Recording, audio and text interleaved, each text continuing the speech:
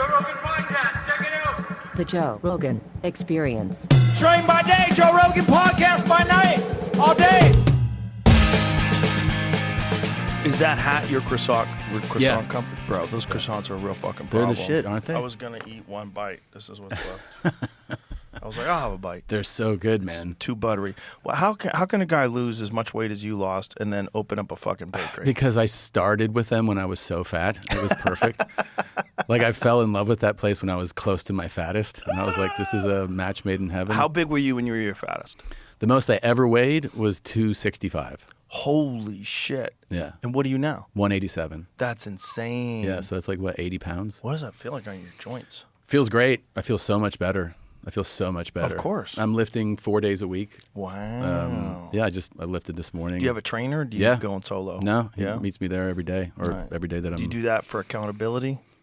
You know, I just realized that I mean, I've trained enough now where I can do a good workout on my own, but I always feel like it's never as good as when he's there. It's always, you know what I mean? Like, it's always a little bit harder, and I always feel like it's a better workout when he's there. Yeah. Yeah, he pushes me, Sean.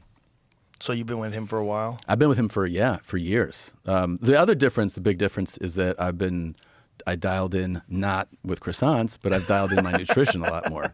Like, I eat 4 times a day now, and I'm on top of my macros. You know what I mean? Things I've never done before. Why do you eat 4 times a day? This nutritionist just gave me this plan, and I've been just doing it. Interesting. Yeah. So I eat 50 grams of protein at each of those 4 different meals. Okay. So I end up getting 200 grams. So you do smaller meals that are lower in calories but high in protein. Yeah. Yep. And then I also carb cycle. So like, I know if today was legs, I know that it's a more intense workout. I'll do the full portions of these carbs, right? Which sometimes is sweet potatoes or white rice. But on a day, if it's a rest day or I'm doing like less intense workout, I'll dial back how much of those carbs I eat. Do you take a pre-workout? I have a pre-workout meal every time. So like in the morning, I've been getting up at 5:30. So I get What? Yeah. What the fuck are you doing, man? I mean, because I've been in the writer's room on season 2 of Bad Thoughts. So I've been getting up at 5:30, and my pre-workout meal are these like, I guess it's like muesli kind of like grains, with some honey, a little bit of almond butter, and then I have Greek yogurt with a scoop of whey protein. So that's my pre-workout. And after that, I go to the gym. And then during the workout, I sometimes have an intra-workout shake. Sometimes Really? Yeah.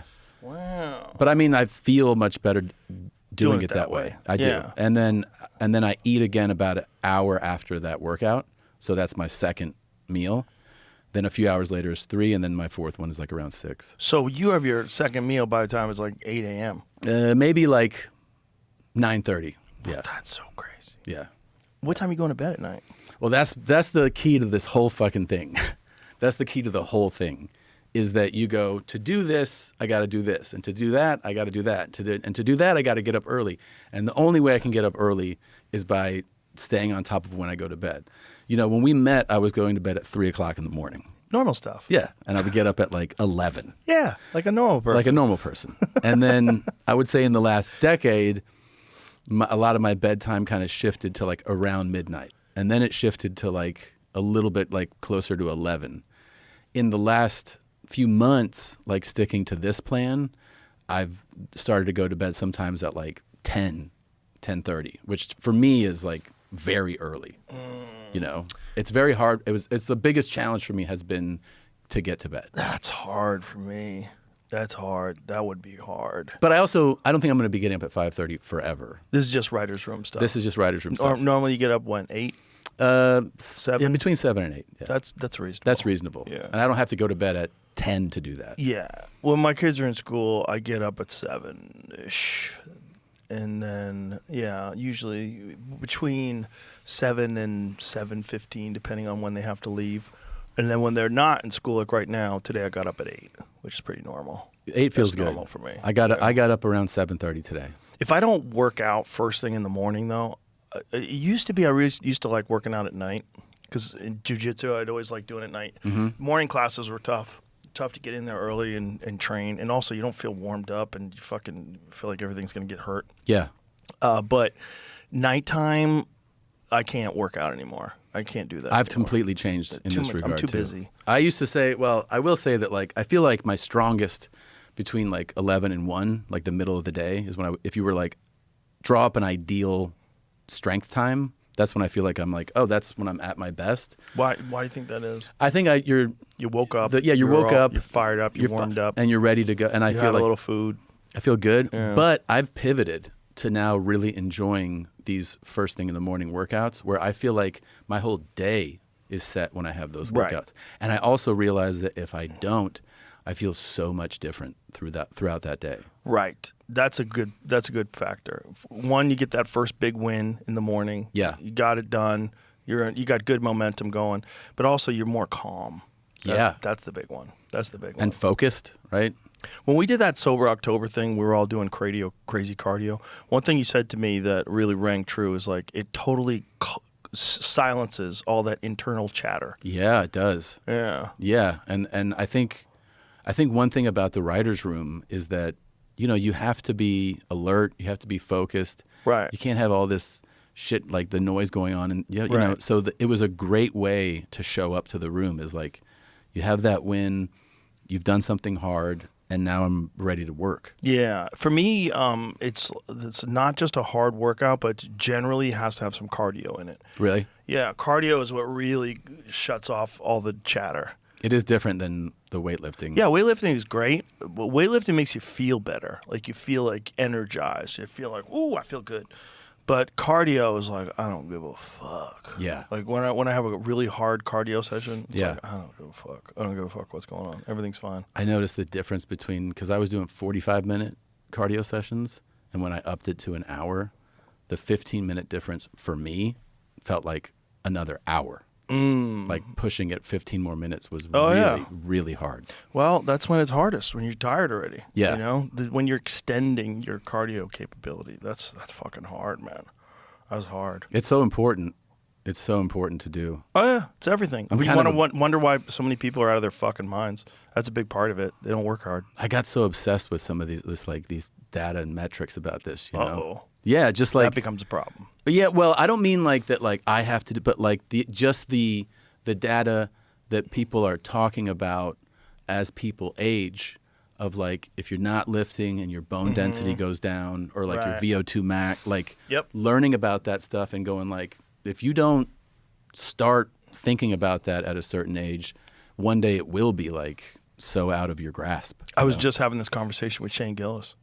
I was like, you have to realize, like, 20 years goes by so fast because I'm 20 years older than him. Uh-huh. And I'm like, 20 years ago, that happened. It was yesterday. Yeah. And all of a sudden, I'm 58. And 20 years from now, I'm 78. That's Yeah. dead. Yeah. Like, that's almost dead. Yeah. Like, and you can either be almost dead and look like RFK Jr., or you could be almost dead and look like Trump. Yeah. It's the kind of same thing. Yeah, They're in the same neighborhood. Like, and you have a choice. Trump's only 7 or 8 years older than RFK Jr. He doesn't look like it. No. Yeah.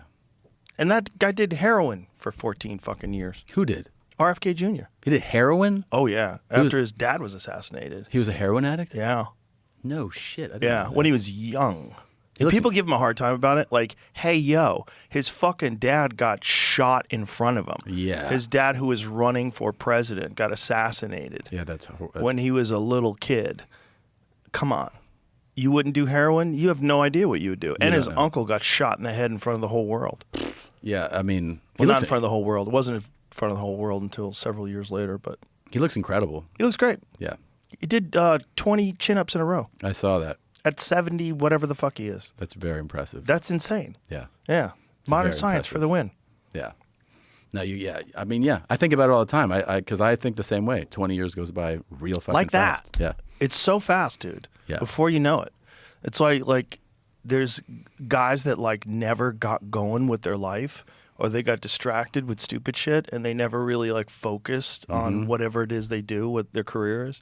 And then you see them 20 years later, they're in like their late 40s and they're fucking scrambling and depressed. And I'm friends with so many of them, dude. oh, it's a problem. I'm friends with so many of them. Yeah. Like I'm in that age pocket where it's like a lot of my friends are in that like They never did anything. yeah, and they're really scrambling. Yeah, and they're really desperate. And then they want help, which is like, hey, I can't fucking hold your hand. Like, Exactly. You did this to yourself. Like, you should have paid attention to what we were all doing all those years ago. It's unnerving too when some of them like I have friends who are like, you're like, dude, like we're in our 40s. Yeah. And you're and the thing is, the worst part about it is you realize how much of it is dictated by fear.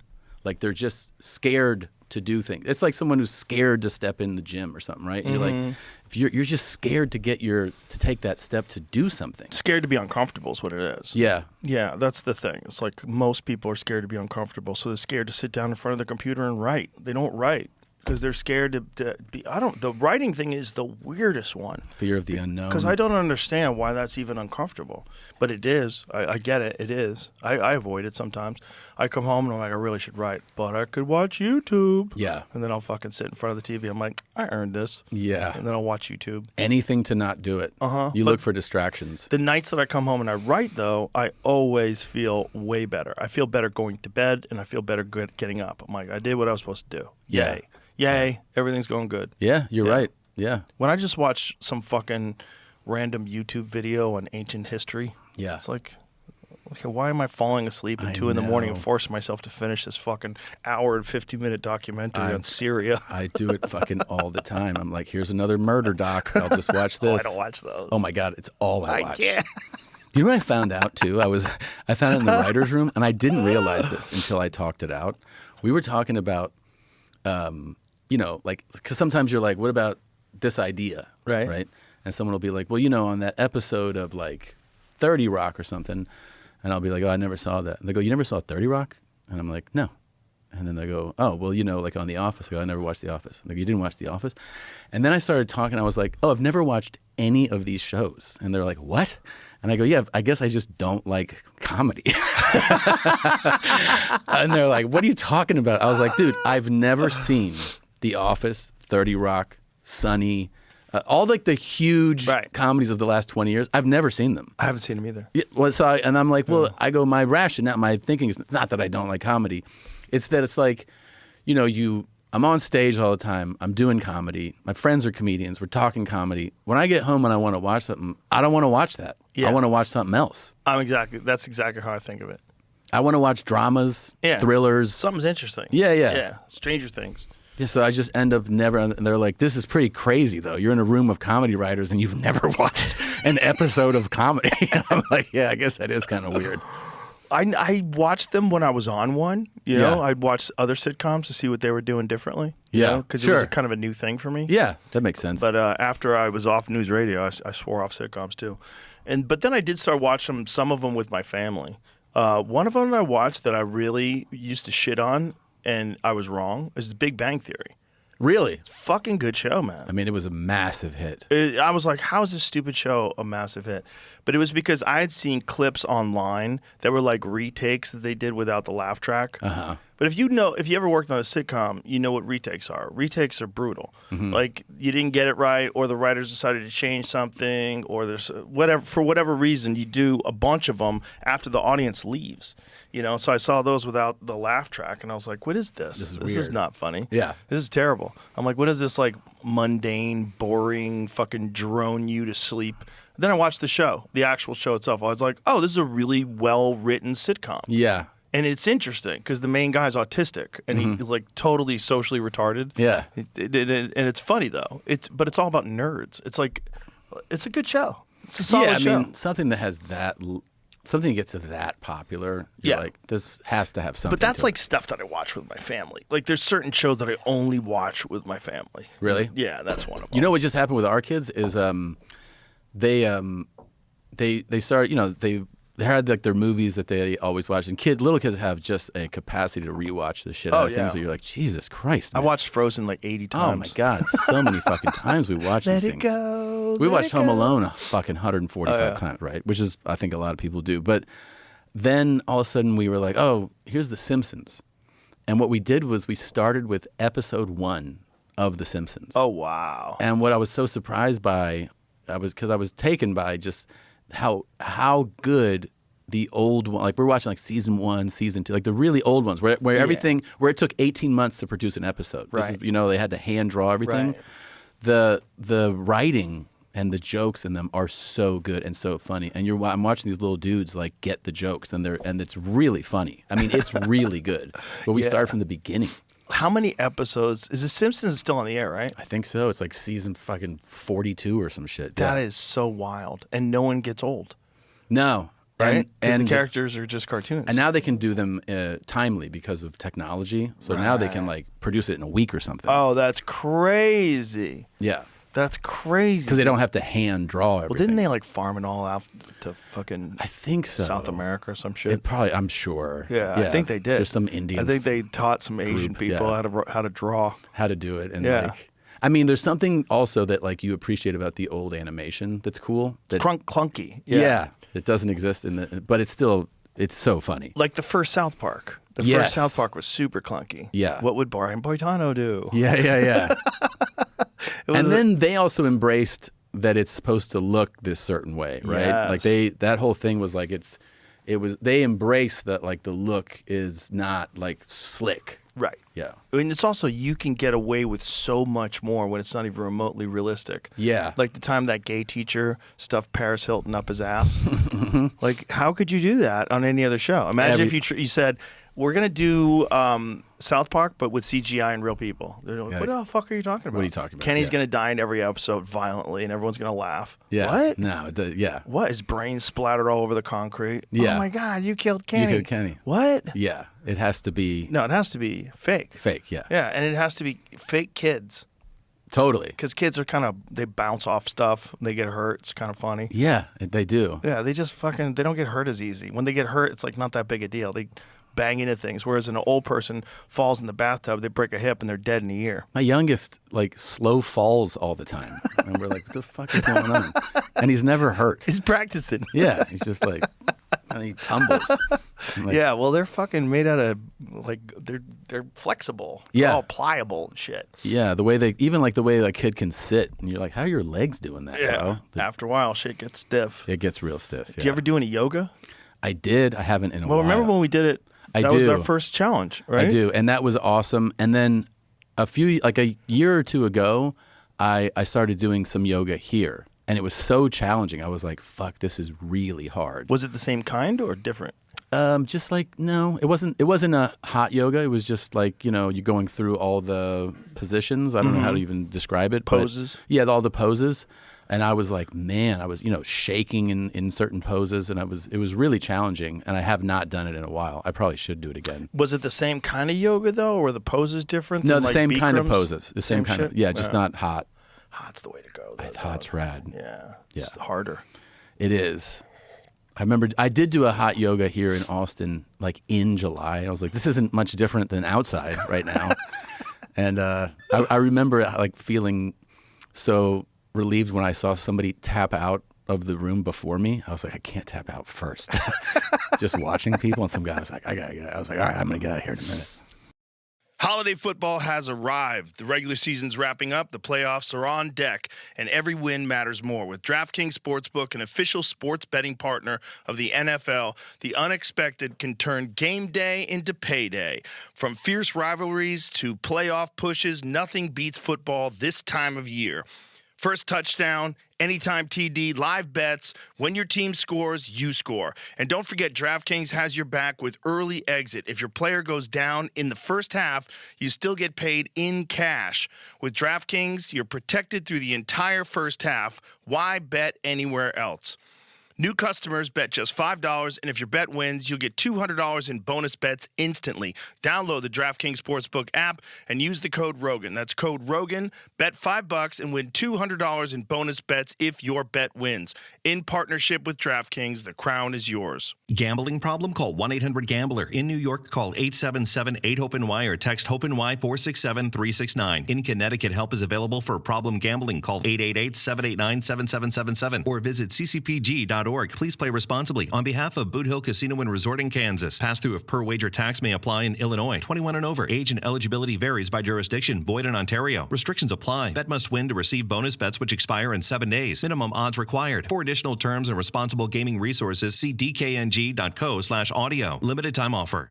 I remember the first time I did it, I was like, I can't believe how hard this is. I can't believe all these little old ladies are walking into this thing with this rolled up foam mat. And I'm like, you guys think you're working out. Yeah. Meanwhile, they're working out way harder than me. It's I incredible. was literally getting strangled, and it was easier. I was going to jiu-jitsu, and I was getting fucking armbarred, and that was easier than going and fucking stretching my feet out with these little old ladies. And seeing like how these you'll see somebody who's like physicality is not like that like they look fit, let's say, but you're not like, holy shit, look at this person. Right. And the way that they're holding themselves up on their hands and their whole body's sitting on you know what I mean? Like their knees are on their elbows and you're like, how the fuck are you holding yourself like this? Yeah, and very impressive. It's an impressive thing that you only know it's impressive when you try to do it. This is why I have this theory that everybody should try things like that, jiu-jitsu, a boxing class, even if you go one time, just once. Right. To have, just so you have an idea of what you don't know. Right. You know what I mean? Because like every dude thinks he can fight. Right. You know, and I'm like, I know my limits so much in that regard because I've been in classes. I've done classes. So I know so much. I'm not an expert, but I know how much I don't know. You know what I mean? Like, I've done jiu-jitsu classes. I've done boxing classes. And I'm like, oh, these guys can fucking kill me, you know? But you don't know that before you do it. Right. You don't know how hard that shit is. Yeah. You don't know. I mean, like, boxing is a funny one because people think they're like, I could throw a punch. You're like, you don't even have the fundamentals of how to throw a punch. You don't even know how to throw a punch technically. Not only that, how many can you throw before you're totally exhausted? Yeah, the exhaustion is real crazy. How many you got in your tank? You got 10? 10 punches? A lot of people punches? They throw haymakers and they think they're throwing it. But you're like, that's not even a punch, you know? Well, it is if it lands. I guess, but it's not like, it's definitely not a punch that would really have that much of an effect on somebody who knows what they're doing. You know what I mean? You could probably land that on someone who also doesn't fight. You can land a lot of things on people if they don't know you're going to punch them. Yeah. That's why sucker punches work. Yeah. When I used to teach martial arts, one of the first things I would tell people is you have to realize that action is so much faster than reaction. So the reason why a sucker punch works is because you have no idea that this person is going to do it. Yeah. And then by the time they're doing it, it's too late. It's too late for you. You don't react in time. That's why people get punched like that. You can't ever let anybody get close enough. You can't ever let anybody that's threatening you get in a position where they think, like, you think that they could hit you and you don't know it's coming. Right. Because it can happen too fast. So that's why you have to have your awareness to that somebody approaching you is already a threat or can 100%. Yeah. Like, remember the time I got in that stupid thing on Fear Factor? Yes. With that guy? Yeah, that was 100% my thought process. So, like, this guy could punch me in any second. Yeah. So you have to act. Yeah, I had to grab him. But it was one of those moments where I was like, all right, this is a very angry person that's already irrational. Mm-hmm. What's most irrational? Sucker punching the host. Yeah. And also, this is like, you got to think of reality TV. What is everyone trying to do? Everyone's trying to go viral. They're all trying to have a clip that gets played over and over again. Yeah. They're all trying to get everybody to watch the show. So they're all acting in the most outrageous way possible. Yeah. I think it's like between that and social media, it's been like poison in our civility, in our culture. The way people communicate, the way people view like famous people is totally different now. Because you used to be famous because you were Amy Winehouse. Like, oh, I love your music. Yeah. Now you're just famous for whatever the fuck reason. You could be famous for just acting a fool. Like just being a complete dipshit. Yeah, being some guy who's famous for stealing people's hats. Yeah. Just run up and grab people's hats everywhere. That's your TikTok. Or you go up to people and like you whisper in their ear when they're at a Home Depot and people go, hey. Speaking of which, like, did you see what Andre Arlovsky got into it with these fucking influencers? I bet they didn't know who he is. Yes, I did see a clip of that. Yeah, I bet they didn't know who he is. They started fucking with former UFC heavyweight champion Andre Arlovsky. Yeah, not a good move. First of all, he's fucking gigantic. Yeah. And he's one of the baddest motherfuckers ever. Like, yeah. That guy just recently retired from the UFC. Yeah. Or was released, I should say. He's not even done fighting. He started fighting. He won the UFC title, I think, in 2005. Yeah. That's 20 fucking years ago. And the guy was still beating people that are like elite fighters just a few years ago. And that's who you go pick on? You go pick on that guy. Good luck. I think he beat Travis Brown in like 2016 or 17. Travis Brown was super legit, real dangerous. Yeah. Arlovsky was a bad motherfucker, dude. I went to a Travis Brown fight once with you. Travis Brown was a bad motherfucker. Travis Brown completely changed the way people look at the clinch because he elbowed so many people into oblivion. If you got a hold of a single on that guy and your head was right there, or a double, anything where you're trying to take him down against the cage and your head is right there, that fucking dude, boom! Yeah. We literally called them Travis Brown elbows. Dude. Because elbows- everybody does it, but Travis Brown did it better than anybody. That and those forearm shots that people take, you're like, oh. Yeah, it's brutal. It's such a brutal sport. It's so crazy. That is so fucking crazy. Yeah, I would not fuck with somebody. I mean, I don't fuck with anybody, but like if I saw that guy be the last guy, I'd be like, oh. So many people out there in the world now know how to fight. When I was a kid, almost no one knew how to fight. There was like wrestlers, never fuck with wrestlers. And there was like, oh, the guy, he's Golden Gloves boxer. Oh, don't fuck with him. Yep. Like everybody knew who you couldn't fuck But with. Now everybody knows something, and kids, they learn just by they'll watch a Charles Oliveira fight and they'll practice in their fucking living room, and next thing you know, they know how to do a real triangle. Yeah. Like you can watch a lot of shit on YouTube videos and learn without even taking classes. When kids are like learning, some athletic kids, like a kid that maybe is really good at baseball, really good at soccer or something like that, you can teach him some moves pretty quick, and he's gonna know how to deliver it. My oldest does it twice a week. And he's an athletic kid. He's got some proficiency, and he keeps moving up. You know, and It's gonna kill you.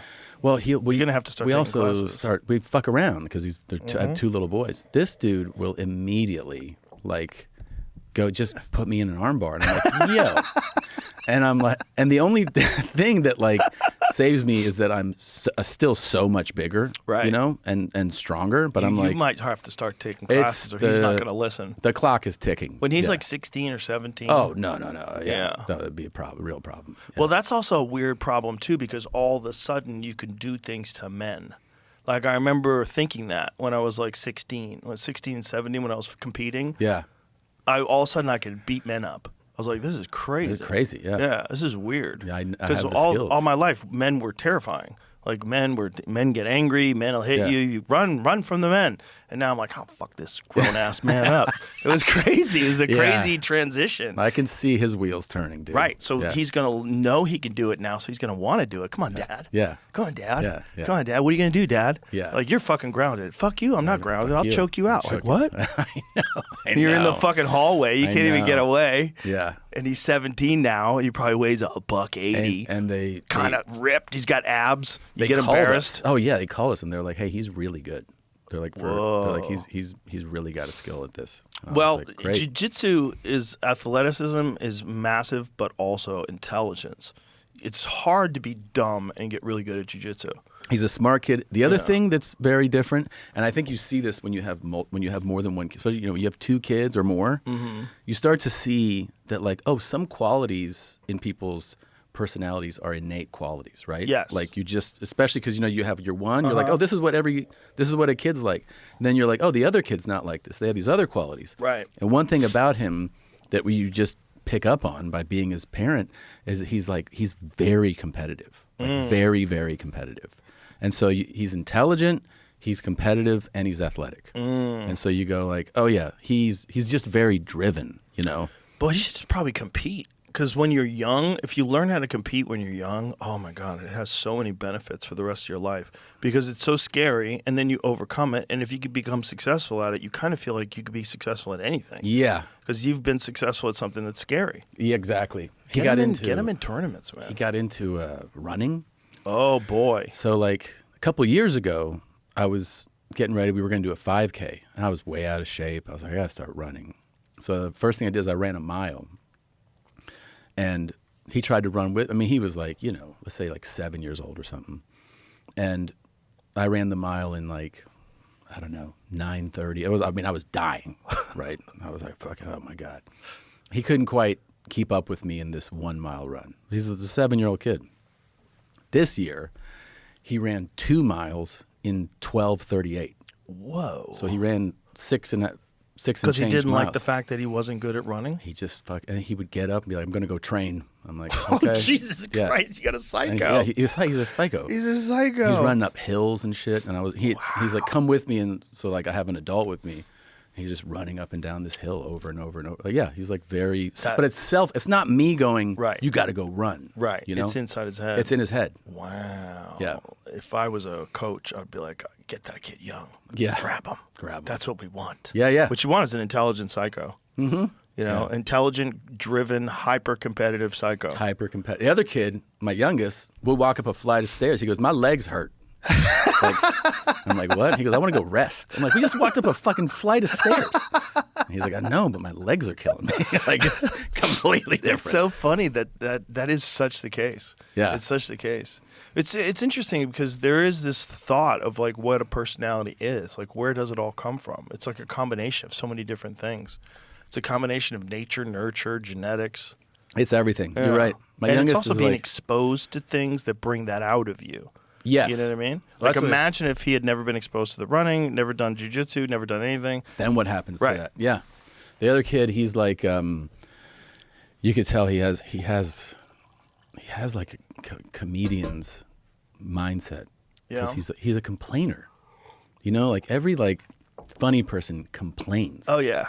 Like the other day, I was in the writer's room and I ate something that I was like in the writer's room, but my stomach was like fucking me up all day. I was on the toilet. I was like, it was like brutal to get through the day.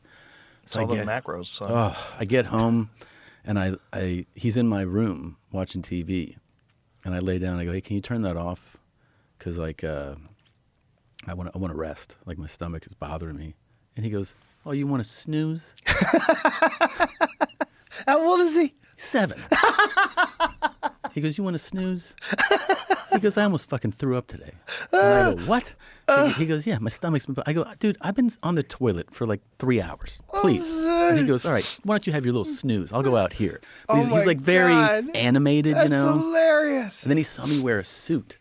This is insane. Like, he saw me wear a suit. And I'm like walking out of the house and he goes, "Hey." I go, "What?" He goes, "Where's my suit?" And I go, "What?"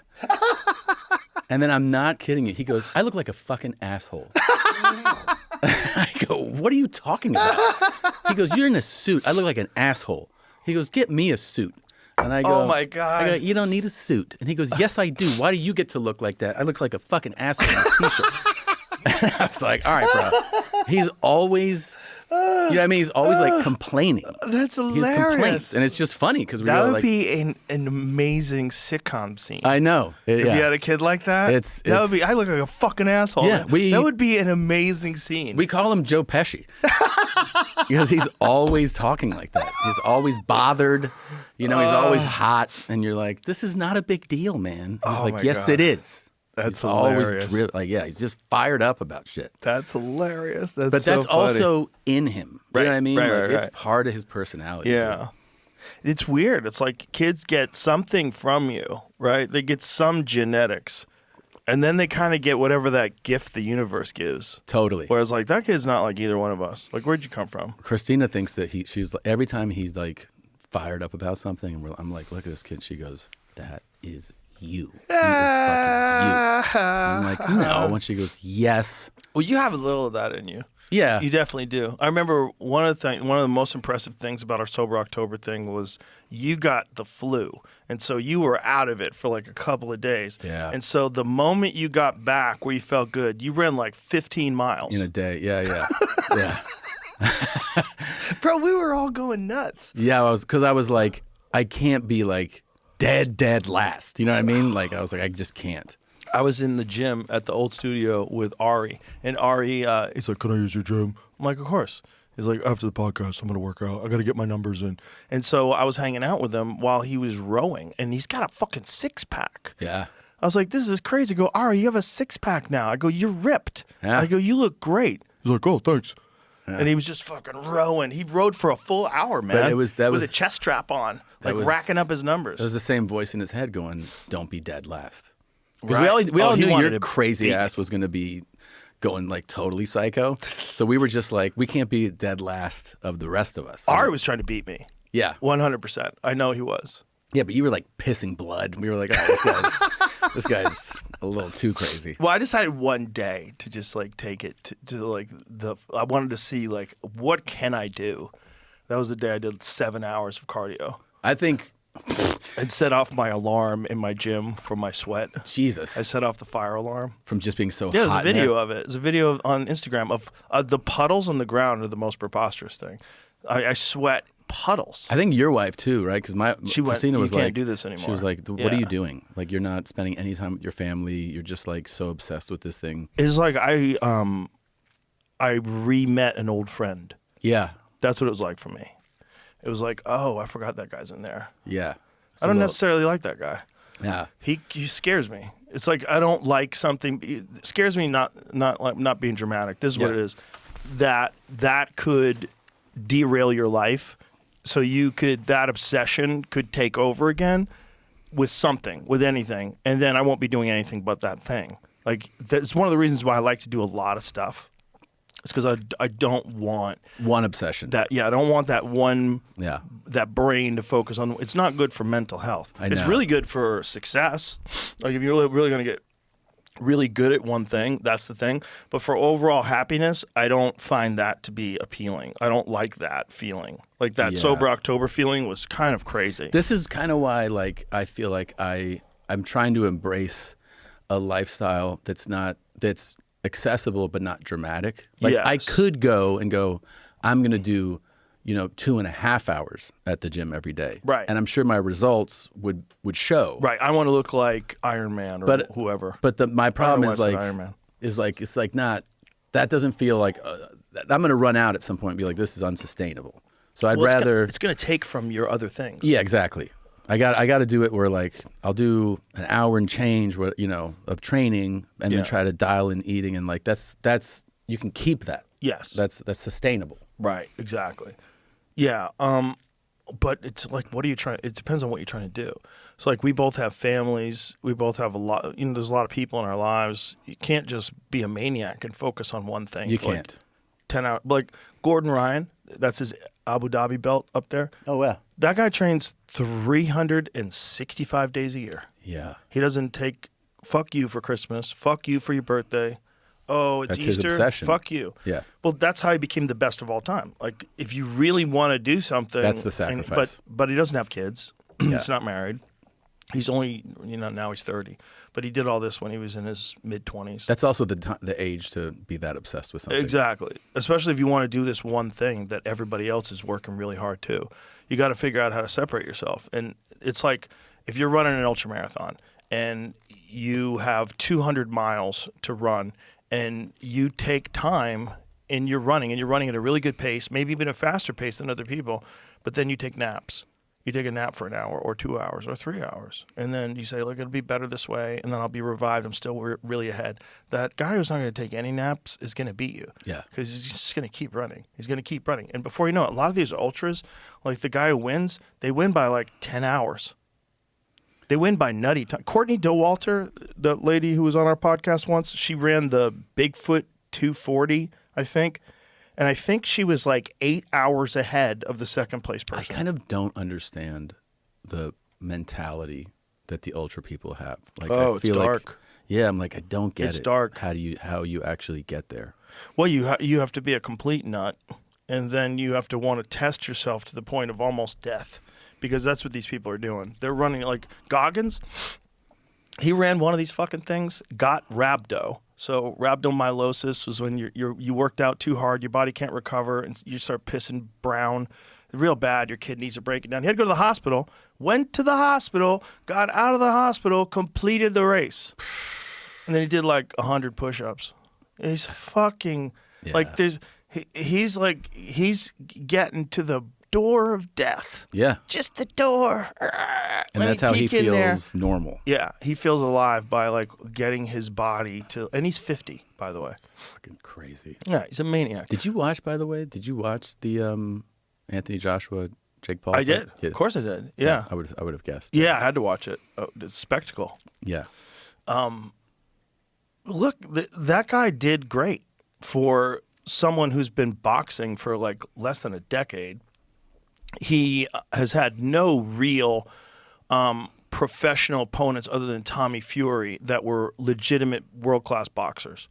I don't even remember what happened in the Tommy. He lost a close decision, but it was a good fight. It was a good fight, though. He's a good boxer. If he wasn't a YouTuber, people would be way more impressed with him. Yeah. The problem is he was like a famous kid, and then no one took him seriously. Yeah. But Oh, and then he started too with like more spectacle-ish fights. People were like, "Oh, this is you." He fought, Nate Robinson, like a basketball player. But the thing is, he knocked Nate Robinson knocked him the dead. fuck out, And yeah. it's the way he did it that I was trying to tell people. I'm like, no. That was skillful. So like there's like boxing matches where you see two guys just slugging it out, one guy lands a punch, and Yeah. he landed a good punch. What Jake did is he slid back and landed a punch. Yeah. It's like the athleticism along with the intelligence, the technique. I'm like, he's not even doing it that long. And he's also hyper competitive, even though he's wealthy. Yeah. Like you would assume that wealth would take away your drive for But it competition. hasn't, yeah. He's also nuts, right? Just Yeah. the fact that he's willing to fight the two-time heavyweight champion, former Olympic gold medalist. Yeah. A guy who's gigantic in his prime, Gigantic. built like a Greek god. Yeah. And you're going to stand, and he's a one-punch killer. And you're going to stand in front of that guy, and he avoided shots till the 6th round. He just started getting tired. Yeah, his movement in that fight was crazy. It was very good. Yeah, It was very good. He was really keeping him moving around the whole ring, and then You can't afford to get tired. You And can't get that's tired. the thing is, like, he gets tired in a lot of his fights in the later rounds. You should really sort that out. Because if he had a much bigger gas tank, like if he was training with like some of these elite world-class strength and conditioning coaches and just worked on his cardio, he'd be beating way more guys. you think so? Yeah, 100%. But it's like what he's doing is learning how to box, and he's boxing, and he's training hard for sure.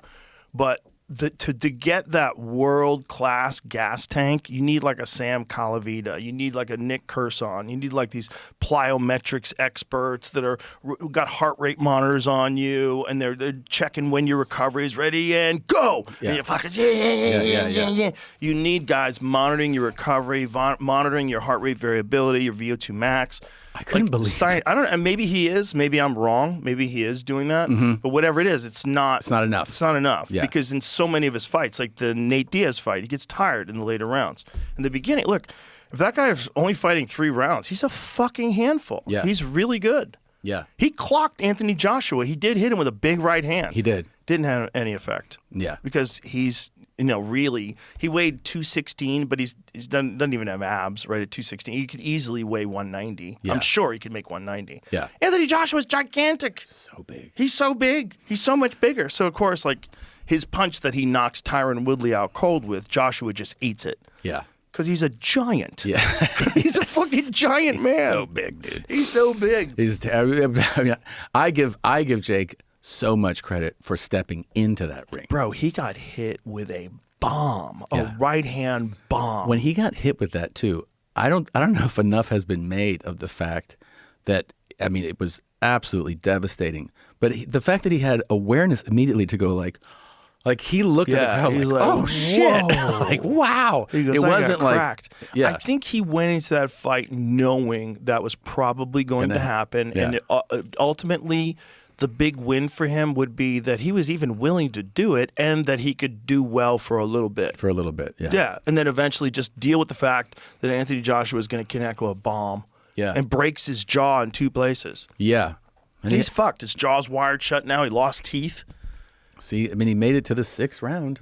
Yeah. Pretty wild. Do they put your teeth back in when they pop out like that, or are they gone forever? I don't know. But it's just wired shut for like 6 weeks now. Yeah, you got to eat nothing but protein shakes, bro. Oof. It's a crazy world. The thing is that I would hope that he recognizes is right now he's doing great, and he's only whatever he is, 28, I think. Is he 28? I think he is. How old is Jake Paul? He's young, God damn. and he's probably made $300 million plus in his boxing career. How old is Jake Paul? He'll be 29 and Look at that. So he's 28 years old, 29 next month. Don't do this very long, because there's a price that you pay that is not worth it. Yeah. It's not worth it. And that price is depression, deep depression, a severe brain imbalance that's going to lead you to addiction. It leads so many people to impulsive behavior. So many people become gambling addicts, drug addicts, alcoholics after their fighting career. Yeah. It's you could only take so much. And at a certain, like that one that he got from Joshua, ooh, you know, say if you have like a punch card, you have like so many punch that you can get in your life, which I believe you do. I believe there's a certain number.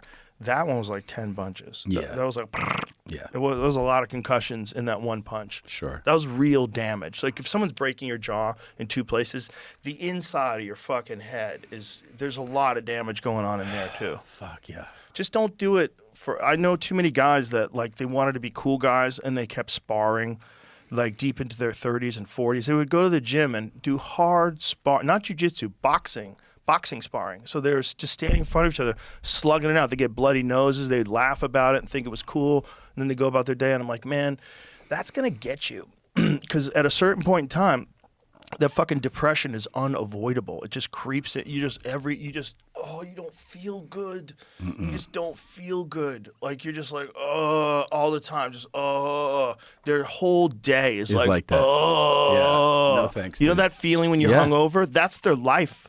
That's no way to live. And it varies. Some guys don't get that. And he definitely doesn't have to do that. So no, not anymore. No. If he could do anything, that guy can do anything. If he could do what he did in boxing, he could do anything. Just don't do it forever. Yeah. It's just one of them things where it's like the price you pay is eventually not worth it. Yeah. Awesome that he did. I mean, awesome that he probably made $100 million Saturday night. Jesus Christ, that's so much. I don't know what he got paid, but also it's probably worth another $100 million in publicity. Easily. Because people loved watching him get knocked out. They did. But also I had to say that guy has fucking balls. And he does. He earned it. He earned it. That guy has if he doesn't have your respect after that fight, because a lot of people are like, oh, you're going to fight Gervonta Davis. He's only 135 pounds. He's like, okay, I'll fight a guy 110 pounds bigger. So he No, you couldn't pay balls. me. You could not pay me enough to do Guy's that. got balls. He's got nothing but respect from me. Yeah. Nothing but respect. Just don't do it forever. There comes a time where the cost is not worth it because some people never return. That's what you have to understand. There's people that get out, like if you listen to Randy Couture talk now, talks fine. He's great. He was knocked out a bunch of times. Chuck Liddell knocked him out. They knew when to dip out. Knew when to dip out. And, you know, Randy also, like, really didn't even begin his UFC career until his late 30s, if I'm correct. He was either 35, or it might have been 34 or 35 when he had his first UFC fight. I was there. That was in, like, fucking the middle of nowhere in the South. That's pretty old, right? He was an elite wrestler. He was an elite Greco-Roman wrestler, and then he got into MMA late in life. Back in the days when you'd be able to wear shoes. They used to wear wrestling shoes when they fought. Really? Yeah. Oh, wow. The early days, used to be able to wear shoes. But, like, he's fine. There's a bunch of guys that are still fine, but there's a bunch of guys that are really struggling. Really struggling. Don't get there. Scary. Dip out before that happens. It's real scary. Know when to dip out, and have friends that tell you when to dip out. You have a coach that doesn't say, well, let's give it one more shot. Yeah. Like, that's not, you only want to be doing that if you're trying to be the best in the world. That's my opinion. I mean, there's a lot of guys who are never going to be the best in the world and they still love competing, and that's great too. And there's a lot of guys that make a living doing it and they make good money and, you know, and they feed their families. And I'm not saying, but if you have an option, I don't think you should do it unless you're a fucking complete maniac, absolutely obsessed. You want to do it more than you want to do anything else in life, because if you don't feel like that, there's a guy out there that does. Yeah. And that guy's going to fuck you up. Yeah. That guy's going to come and take your soul away from you. I always think of Mike Tyson when he was 20. Yeah. I was like, if you're not that dedicated, you shouldn't be fighting, because Mike Tyson is not one person. There's a bunch of those guys out there. There's Alex Pereira. There's all these guys out there in the world that are that obsessed. You know, there's all these Islam Makhachevs and Ilia Toporias. There's these guys out there in the world that are just driven to do it. And if you want to fight, if you really want to fight, if you run into one of those guys and you're not doing what they're doing, you're going to get tuned up. Alex, I didn't realize how big he is. Giant. I did not realize that until the photo of him next to somebody I know, like a friend of mine. I was like, There's a lot of "What?" chatter about him fighting in the heavyweight division now. Really? There's a lot of chatter about it. There's a lot of chatter about him perhaps even fighting Cyril Gahn. I don't know how much of this is true. I haven't talked to Dana about it, but it's not an illogical move. He's 240 pounds right now, 240 plus. And he's like, what, 6'4", 6'5", 6'4", 6'5".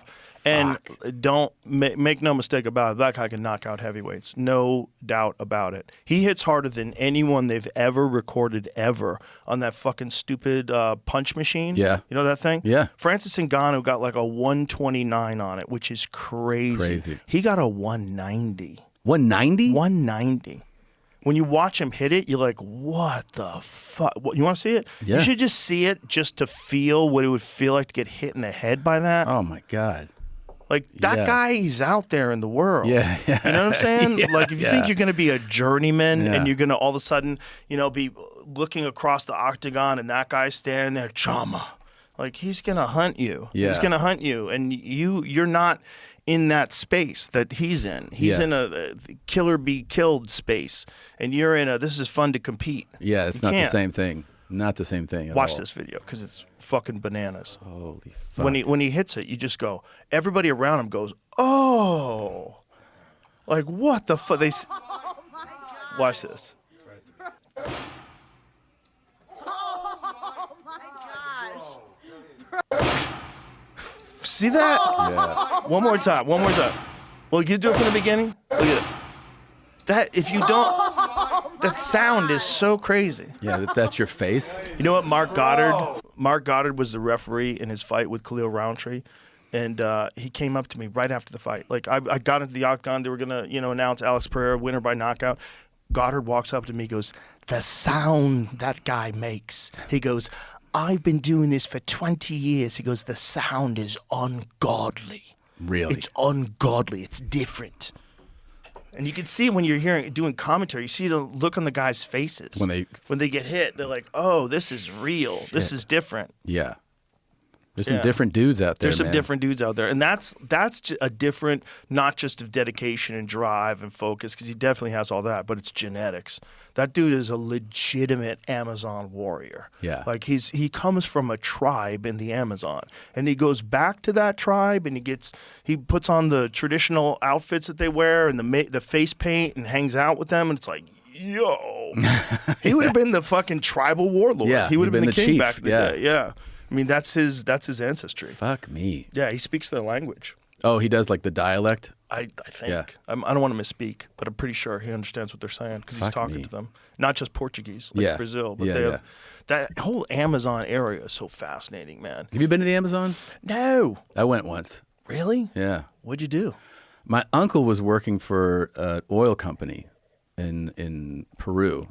And there's a part of Peru called Iquitos in the north, which is the jungle. And I went with him, and we went out on the Amazon, and then we pulled up to some place, and he's like, "We're gonna eat here, right?" And it's not like fucking Terry Black's, right? It's just like some fucking A shack. And the guy just kept bringing. I was like, "What am I eating?" And he was like, "I'll tell you later." Piranha.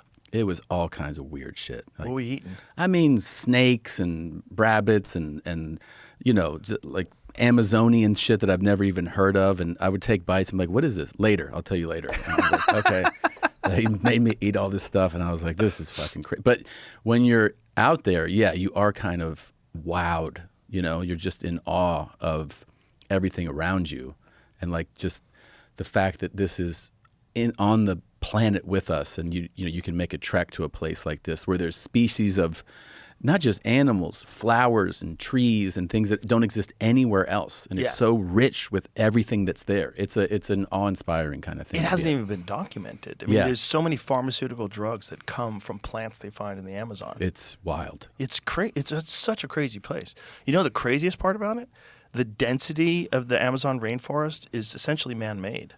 Man-made? Man-made. Yeah. Really? Yeah, they didn't know that until fairly recently. Those are agriculture plants that grew out of control. And they constantly find, but they'll find, they'll find like a species of a bird, and they'll be like, "This is the only place we've ever seen this bird. It doesn't exist anywhere else on the planet." It all used to be populated too. That's what's really crazy. Yeah. They do. Have you seen that LiDAR stuff they do? Yes. And they find all these ancient structures. Yes. The white man came and brought the cooties. That's what happened. And there's still like these tribes that live there and literally have blow darts. Oh yeah. That hunt. That's how they kill their meals. My friend Paul Rosalie lives there. Lives there? He lives in the Amazon. Fuck. He's got this organization that's working to try to preserve the rainforest. One of the things that they do is they find these loggers. And these loggers, generally, they're poor guys that just get forced to do these jobs. And he pays them more than they get paid as loggers to protect the rainforest. So instead Holy of cutting it shit. down, now you have a job where you get paid more, but now your job is to protect the forest. So they plant more and everything? Yeah, they plant more. They stop people from, I don't know if they plant, honestly. They stop people from cutting things down. The problem with planting, and this is where the Amazon gets really weird, the Amazon soil natively is not conducive for growing a lot of stuff.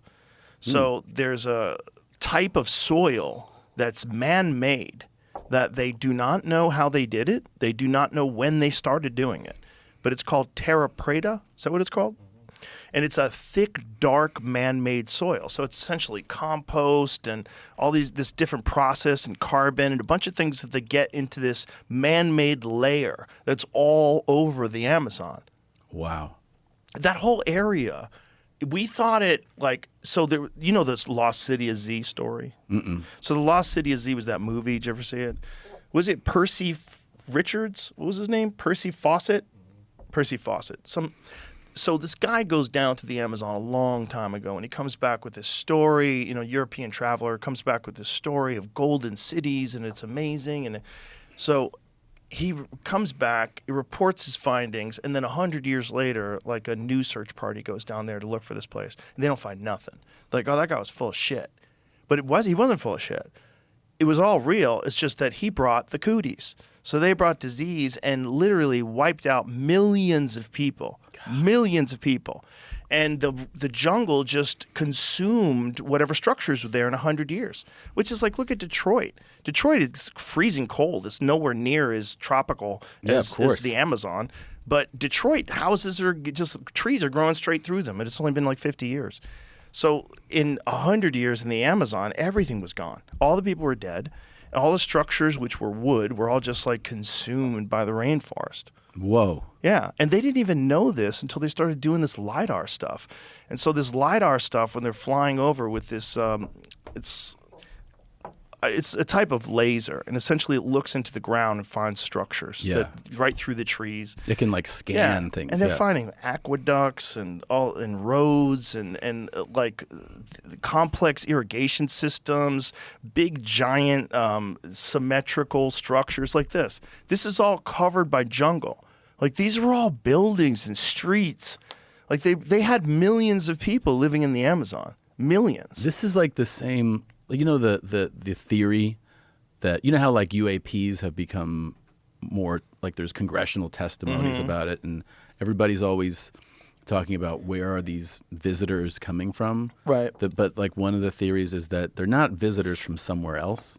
Yeah. They're visitors from our own planet. That is an interesting theory. I just thought it was interesting, especially just because we know how much of our planet is actually unexplored. Like, we always think of it as like, oh, we know the planet. Right. But like most of the ocean is unexplored, like a huge number of and then obviously things like the jungle, where you're just discovering like, oh, look, there's a whole civilization in there. Well, there was a civilization. Yes. I think the Amazon rainforest people that they encounter now, the uncontacted people, are probably the survivors. Yeah. Because the thing is, during the Ice Age, the equator was lush. Mm-hmm. So these areas probably had like huge the perfect populations. Huge populations, perfect climate. I mean, think about all the incredible structures that you find in those areas, like the Incan structures and the Mayan structures. Like, they were obviously like a very advanced civilization back then. Nothing makes sense when you're there. Like, I've been 3 times to Machu Picchu, and you're always just you went to Machu Picchu? Yeah, I went 3 times, and every time, because you see photos and stuff, when you're actually there, you're like, it's just your brain just goes, I don't, it doesn't, because it's all theories. Right. Everyone, like, you'll have a guide who's like, this is how, and you're like, yeah, but this is your guess, motherfucker. You don't know that, because it just doesn't add up in your head how this could be built up in the Andes. Like, well, the predominant theory by the alternative historians is that water was that high back then in that area. Yeah, and that there have been some enormous seismic changes, earthquakes and the like, which is one of the reasons why they made those stones the way they did in the first place.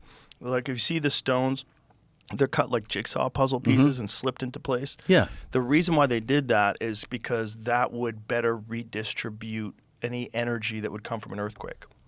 But like, just so the instead of idea like bricks stacked on top of bricks, they're all like interlocking with each other with a bunch of different angles, and they're immense. These pieces are so immense, and it's laying perfectly flush against the next piece. Like, it's not like kind of sloppily thrown together. It looks like an architecture firm designed it and hired, like that there were cranes putting. You're like, how the fuck would this be put together in 1500? Yeah, it's really difficult to figure out. Yeah. They don't know, and they don't even know the date. The date is silly because they're not what they're basing the date off of. There's a bunch of different structures. There's the base structure, which is way more complex and way bigger. Like Sacsayhuaman and a bunch of these other places, that they have layers of civilization. It's really clear. Yeah. Like the layers above it are like less sophisticated than the giant megalithic stuff that's below it. And yet they all try to attribute it to the same time. The problem is they get married to a timeline. Yeah. And once they get married to that timeline, then they go, oh, well, that's just what it is. That's just what it is. But they don't know what it is. Of course. And they've discovered this new stone structure that is in Oregon, and it's 18,000 years old. They didn't even think up until fairly recently. They didn't think that people were here 18,000 years ago. There's a structure in Oregon that's 18,000? Yeah, let me see if I can find it. I think, here it is. I found it. I always feel like when the experts give you the... Oh, did you find it, Jamie? Yeah. Yeah. Testing yields new evidence of human occupation 18,000 years ago in Oregon. So they just keep, and so this is a stone wall. It's pretty cool. So they found camel teeth fragments under a layer of volcanic ash from an eruption of Mount St. Helens that was dated over 15,000 years ago. Team also uncovered two finely crafted orange, I don't know what that word is. Agate scrapers? Agate scrapers. I guess it's a type of stone. One in 2012 preserved bison blood residue, and another in 2015 buried deeper in the ash. So they did the radiocarbon dating on this stuff, and they came up with a date of 18,250 years before present time. Fuck. That's so goddamn long ago. The date in association with stone tools suggests that the Rimrock Draw Rock Shelter is one of the oldest human occupation sites in North America. See if you can find what that looks like. So there's a few places in America where people are like, okay, what the fuck is this? And one of them that's really interesting. What does Perplexity have to say about this? The site is a shallow rock shelter about 3 meters deep, 20 meters long, on a basalt rim near the town of Riley in Harnage County, Oregon, at the northern edge of the Great Basin. Interesting. This stuff is so interesting to me. Yeah. Because there's a weird one in Montana. Have you seen the Sage Wall in Montana? This one's really weird. So this one is actually debatable, apparently. So there are some people that are geologists that look at this and say it could be a natural formation. And other people look at it and go, yeah, but it has like legit tooling on it. So this is a wall that's on a piece of private property in Montana. Like, just looking at that image, boy, that looks a lot like people made it. Yeah. That looks a lot like people made it. So there's an argument, though, that there are similar but not as uniquely man-made looking structures that are definitely not man-made. Wait, so the debate is that this might not be man-made? Right. Like right. This might be naturally occurring? Exactly. Like, look at that. What are the odds that is? What is that? Like, what is that? Is that the funny evidence thing is of an ancient civilization, or is that just a geological formation? Well, the funny thing is, in that image, I lean more towards, I could see how you could make a case of a natural formation. Perhaps. But on the other ones where things look more stacked, it feels like that second image below. That's not it. No, that's It's I like think that's AI or AI. Oh, okay. That's why I was trying to be careful on which ones I Yeah. was trying to show you. But when you look at it from the was gonna look top, at the that's video. kind of crazy. Yeah, that is kind of crazy. There's parts of it though that look like, well, there's stuff around that just doesn't look as uniquely man-made. But it is without a doubt weird. Yeah. Because if it turns out that people did make this thing, and apparently it goes deep into the ground, like there's some cuts that looks like, and then there's also some evidence that looks like somebody might have been working on the stone, like drill holes or something. I forget what it was. But look at these. Yeah, that looks like. Oh, yes, this is not Yeah, that. it's comparing other That's ones, comparing it to the stuff that's in Peru, which has some of the craziest stuff. Peru has some of the craziest stuff in the Yeah. world. Like, look at that. Like, look at that angle. Go back to that one right there. Like, what the fuck is that? That's crazy. Are there nubs on any of these rocks? That's a good question. But some of them, like, boy, that looks really fucking suspicious. You've looked up. I don't know if we've talked about the lines of Nazca before. Oh, yeah. That's so. Well, do you know about the mummies, the tridactyl mummies that they found in that area? Uh-uh. Oh, boy. No. Oh, boy. Okay. So they've always had artwork that depicted these three-fingered, three-toed beings with big eyes. It's a part of, like, ancient Peruvian artwork. Like, they're dated back to, like, 1,000 years. Well, they've found these mummified remains of the weirdest looking fucking creatures you've ever seen in your life. They're 3 feet tall. They have big heads, 3 fingers, and 3 toes, and they're dead. And then they do CT scans on them. They have all the ligaments and structure of a living being, but with they're like a different scapula than us. And I think they don't have a sternum, but they have the ribs that we have. I think the same amount of ribs, but their structure's different. But it's a real structure. Like when you see the structure with the CT scan, you see flesh and tissue. These things. Whoa, bro! This is all in Peru. So there's all these little metallic implants on this thing too, but this is the structure of its body. And as it goes further, it shows the tissue and everything because it's mummified. So you could see like ligaments and tissue, and there's a bunch of different scans that they did, and one of them, the being was pregnant. But look, it has a spinal column. It has all the joints are in order, but they're different than And our it's in joints. that area? It was yes, this is all in Peru. And it's all in the same. Like, look at it. It has a fucking metallic golden implant in its forehead. Jesus. And look at the size of its head. Yeah. Like, it looks like a gray, right? Yeah. See if you can get some of those images that show the CT scans of the tissue. Because the CT scans of the tissue are the weird. There it is. So it also has fingerprints, which are weird. Like, look at that. It has fucking fingerprints, And but they're it's 3 different than digits. ours and Yeah. 3 digits. What the Unique fuck? fingerprints. They don't know what this is, but my friend Jesse Michaels went down there and saw them in person. He said it was unreal. He said it's really fucking bizarre. Did I tell you when I went to the Linas, the Nazca? No. So I went there. I was See in if you can Lima, get pictures of like the whole skeleton. and my uncle set me up to go see them with my dad. And so we got into what was a cartel plane that was confiscated by the government. It was now like a Peruvian government plane, like a military plane. But it was really like a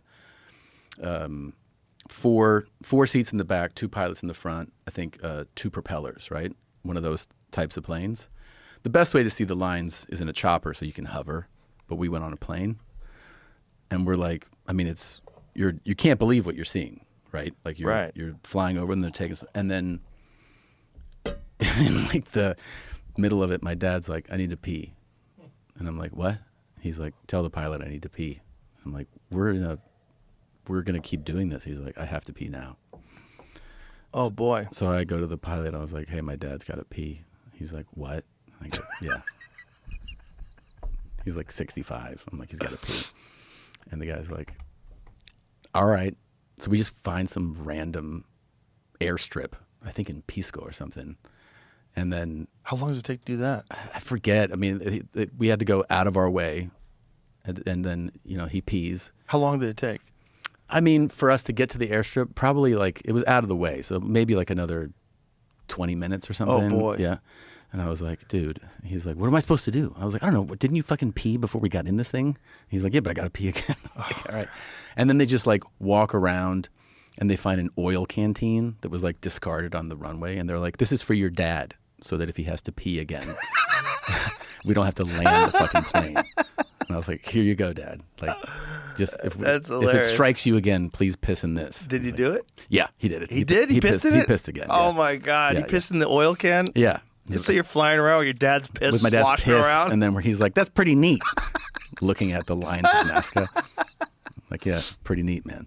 Really bizarre. It's kind of funny, too, to think about.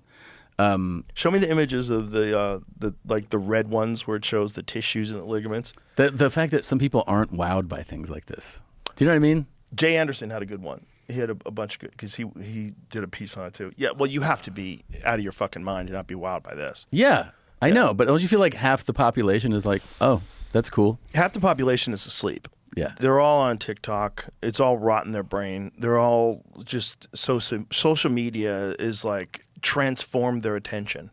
They're locked in on nonsense, on things that don't have any bearing on their life whatsoever, and that's what they're focusing on 6 hours a day. Yeah. That's a lot of people. And then you show them something like this, and they're like this that's is cool. This is completely bananas. Yeah, that's It's not a fucking human being. Alien. Yeah. It's a fucking alien. Or it might have been a kind of human being, right? So there's a bunch of different ones, right? Everybody knows about Neanderthals, but there's also the Hobbit people in the island of Flores. There's 3-foot-tall human beings that looked probably like, like a hobbit, like little chimpanzee. Look at that fucking thing, fucking man. A. Like, what is that? And the thing is, it's like, if you just saw the outside, you'd go, oh, that's a cool structure, or a cool sculpture, rather. But then when you see the actual ligaments and tendons and all the stuff inside of it, you go, oh, no, this is a living being, whatever the hell it is. And they all have 3 toes and 3 fingers. It just strikes me, too, that like this isn't the primary conversation Look at that. we're having, though. I mean, look at that. I know. How insane is that? It's an alien, man. Yeah, they're very different. They also they have different shaped heads. Like, there's a difference between, How many did they find? There's quite a few of them. There's quite a few of them. What is the Montserrat? That's the bigger one. That's the biggest one that they have. That's the name they gave it? Yeah, they gave it a name. So this is the largest one and the most impressive. And she has these metallic implants. She's got the one on her forehead, and she's got several of them on her body. It's a very weird thing because it seems like it's a living creature, but it's not like a human being. Like, even the way its skull, those lines in the skull, like we all have those, whatever those lines are. Yeah, where the plates, yeah, their lines are different than ours. Everything's different. Jesus. Yeah, When and the were way these they discovered? found these things, grave robbers find them. So they don't really tell you where they found them. They lie about them. They find them in Peru. But I mean, like, how long ago did this happen? All this is fairly recent. Okay. All this is within the last decade or so. But the focus on it has been over the last year or so, where a lot of these scientists have gone down there to take a look at it, and guys like Jesse Michaels and some other people. The problem is the country doesn't want them removed for testing, right? Right. But you're going to have to bring equipment down there because testing has to be done.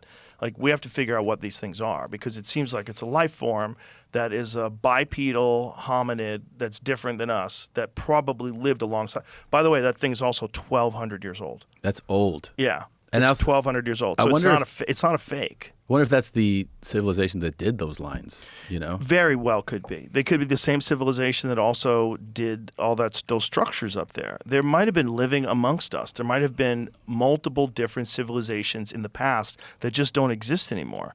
If these things turn out to be real, and they do have this enormous head and these weird spindly bodies and 3 fingers and 3 toes, and they start finding more and more artifacts that point to that, that changes our understanding of what has existed here before. Because whatever that thing is, it's at the very least, it's advanced enough to give itself metal implants. Like, what's going on there? Where it has a gold circle in its forehead implanted into its skull. Like, what's the point of that? Like, because gold does have a place in electronics. They use gold in certain electronics. It's got great kind of conductivity, right? Yeah. So why does it have? What is that thing? If it's a real thing, everybody should be like, it should be front page. That's New what York I'm Times. saying. Yeah, look at that. Look at that implant. That's Jay Anderson. He was actually just on. what could this mean? Yeah. Bro, it's bananas. And look at those like the slots for the eyes. Yeah. Like a gray alien. Tridactyl, but yeah, Like a gray alien. And by the way, like people have described when they've had encounters, they've described things that look exactly like that. 3 fingers, 3 toes, spindly, big head, large eyes. And he went down there and he went down. My friend Jesse Michaels went down there and actually touched them. That was the first video. He was in the room while they were doing the scans. He said it's so strange. He said it feels so surreal because it's so obvious that it was a real living thing. I don't understand how that's not like the lead story in the news sometimes. Everywhere. Yeah. Yeah. And meanwhile, they're arguing over everything. Yeah. Everything else. Everything, whatever the fuck it is. Yeah. Can you believe what's going on with Turning Point USA? They found aliens. I know. They found alien bodies. Like if you ever wanted alien bodies, show me a body. That's an alien body. Yeah. At the very least, it's not us. So maybe it's from here and went extinct, or maybe it's in the ocean. Or the congressional testimony of like high-level whistleblowers being like, we have these. Whatever, this ship, whatever you want to call it, and then it's like in a congressional testimony, everyone's like, that's cool. Nobody cares. Nobody cares. Yeah, everybody's like TikToking. But it was funny Can you believe that Nicki Minaj was on stage at the TPUSA? it's crazy. It's really crazy to me. Yeah. That's not captivating people more. Well, I think, people are in a trance. There's a giant percentage of our population that's in a trance. That should be the main news, other than the wars. That should be the main news today. Well, hopefully they're in a trance to watch my new special, Teacher, on Netflix. I like how you did that. Go ahead and zone out and watch that with your family. Yeah, well, comedy's fucking super important when the world's going crazy. It sure is. When the world is going crazy right now.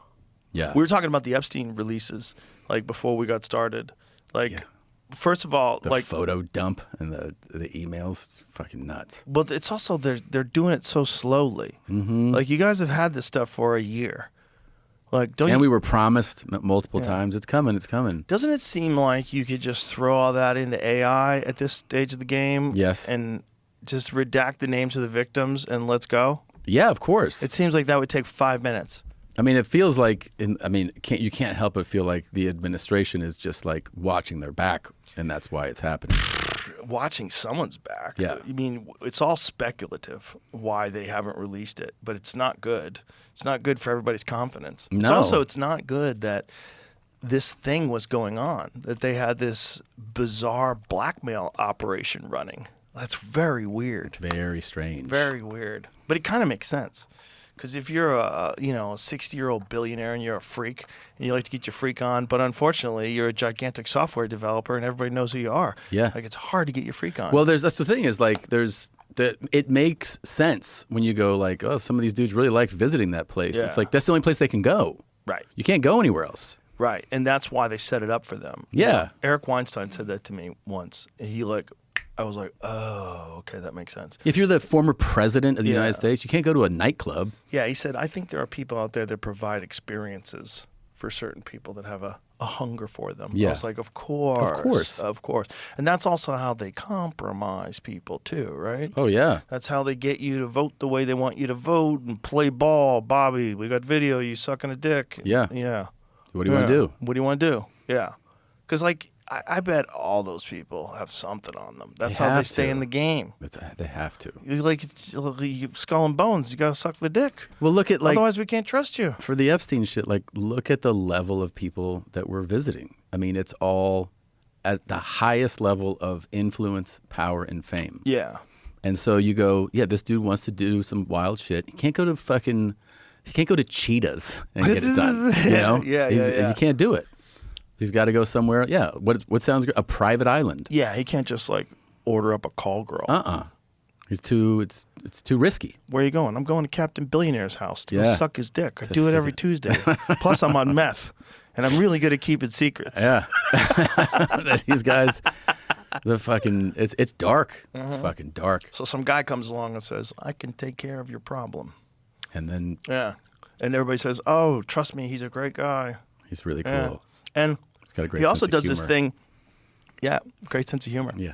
His staff love him. Yeah. They also do this thing where, it's like you're going to hang out with other famous people, so it must be safe. Mm-hmm. Hey, Bill Clinton's here. This is no problem. This is a statement released by the spokesperson or spokesman for Bill Clinton. Oh, today. let's read that. Yeah. Wait a minute. There's a person who signed it. My name is Angel Urena, spokesman for the former President Bill Clinton. Isn't that weird? He's the deputy chief of staff for Bill Clinton. Okay. He's still got a chief of staff. What does he do these days? Epstein Files Transparency Act imposes a clear legal duty on the U.S. Department of Justice to produce the full and complete record of the public demands and deserves. The public demands and deserves. However, what the Department of Justice has released so far and the manner in which it did so makes one thing clear: someone or something is being protected. We do not know whom, what, or why. This is like the killer pretending to be the detective. Yeah. We've got to solve this crime. We do not know whom. This is the killer joining the search party. We do not know whom, what, or why. We have photos of you in a fucking hot tub, buddy. But we do know this. We need no such protection. Accordingly, we call on President Trump to direct Attorney General Bondi to immediately release any remaining materials referring to, mentioning, or containing a photograph of Bill Clinton. This includes, without limitation, any records that may exist and are subject to disclosure under the Act, Public Law 119-38, enacted on November 19, 2025, including grand jury transcripts, interview notes, photographs, and findings by the... This means a deal was made. So if you have a press release like that, that means the call went well. Yeah. You got a deal in. Whew, we're good. We are good. All we have to do is let him run for a third term. And we're fine. Look, he's... Dude, Clinton chilling in that hot tub too. Hey, I would chill in a hot tub too. It feels nice. Yeah, it feels nice, but it's just like What's the big deal? You're chilling in a hot tub. If I went to your house and you had a hot tub, like, let's all get in the hot tub. I get in there. Come you on take over. a picture of me. I'm like, Yeah. fuck, dude. Yeah. I don't even know her. Yeah. Why'd you do that? I don't know. I didn't know how old she was. And you got cameras up all over your house. Yeah. Yeah. He knew what he was doing. Oh, yeah. Probably watching people do coke in the bathroom. You got cameras of that. They were probably doing all kinds of shit. He was compromising a lot of people. Mm-hmm. And made a shit ton of money doing it. God damn, he sure did. Boy, that's what's really weird. Like, he got gifted a giant mansion in Manhattan by that the dude from Victoria's Secret. Yeah. And then that guy was like, yeah, he was just running my finances, but then I didn't realize what kind of guy he was. But I gave him billions of dollars to manage. And you're like, what? Yeah. That's what you do? Know what kind of a guy he was after he got arrested for having sex with underage girls. And so then I stopped working with him. Whew. Okay. My favorite one was when they were questioning Bill Gates about it. Mm-hmm. And he goes, well, he's dead now, so you got to be careful. Did you ever see that? No. Oh, it's crazy. That's it? That's his statement? It's crazy. She asked him, like, why he had, these interactions with Jeffrey Epstein. Mm-hmm. And he's essentially saying, it was a mistake. I was hoping that he was going to do a lot of work with philanthropy. Sure. He's going to help me out with philanthropy. Right. That's why I meet with him so many times. But the end result, the final statement that was chilling, is like, he's dead now, so you have to be careful. Like, what? What does that mean? What does that mean? What do you mean? Be careful to not hang yourself in jail, which is what the official story is, right? Yeah. Is that what you mean? Be careful or you'll hang yourself in jail? Is that what you're saying? Yeah. No, it's not what you're saying. That's You're not saying what be you're saying. careful because someone killed him, Mm-hmm. right? Which is what we all think, which is why there's no fucking, the cameras were down, which is why the guards were asleep, which is why his gigantic roommate, who was a murderer and a drug-dealing cop who assassinated people, who's built like a fucking gorilla. You ever see his roommate? No. You never saw Jeffrey Epstein's roommate? Uh-uh. Oh, boy. He had a cellmate when he was there? Bro, not only did he have a cellmate, he had a cellmate that had murdered several people in drug deals, who was a cop. And he was a gigantic, roided-up psychopath. This is the roommate. I remember... You can get that guy to kill him for extra cigarettes, is what my point is. He's in jail for life. I remember... Look at him. That guy? That guy. That was his fucking roommate. Just imagine what kind of a plan you would have for the biggest defendant in any sort of high-level espionage, possibly involving foreign governments, and you'd put him in a prison cell, a cage, with a guy who's committed 4 different murders. That guy was a cop? Yes. Look at the build on this motherfucker. Look at the size of this guy. Yeah. This is the guy? Well, he liked put dogs. A murderer? That's nice. Yeah, he's a sweet guy.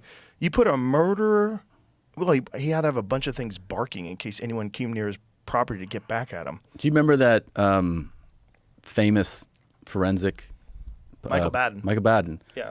He testified that the hyoid, I think it's called the hyoid bone, Yeah. that was snapped on Epstein was far more consistent with, as he says, a homicide. Yeah. Than so it bothers me so much that he says it like that. A homicide. Yeah. He says I think he said it was broken in 2 places. He's like, that's much more consistent with homicide than suicide. Yeah, it was someone strangled him. Someone strangled him from behind. It was also the position. Here it is. Play this. Well, it's at the end, I think, but That's okay. Regret doing that.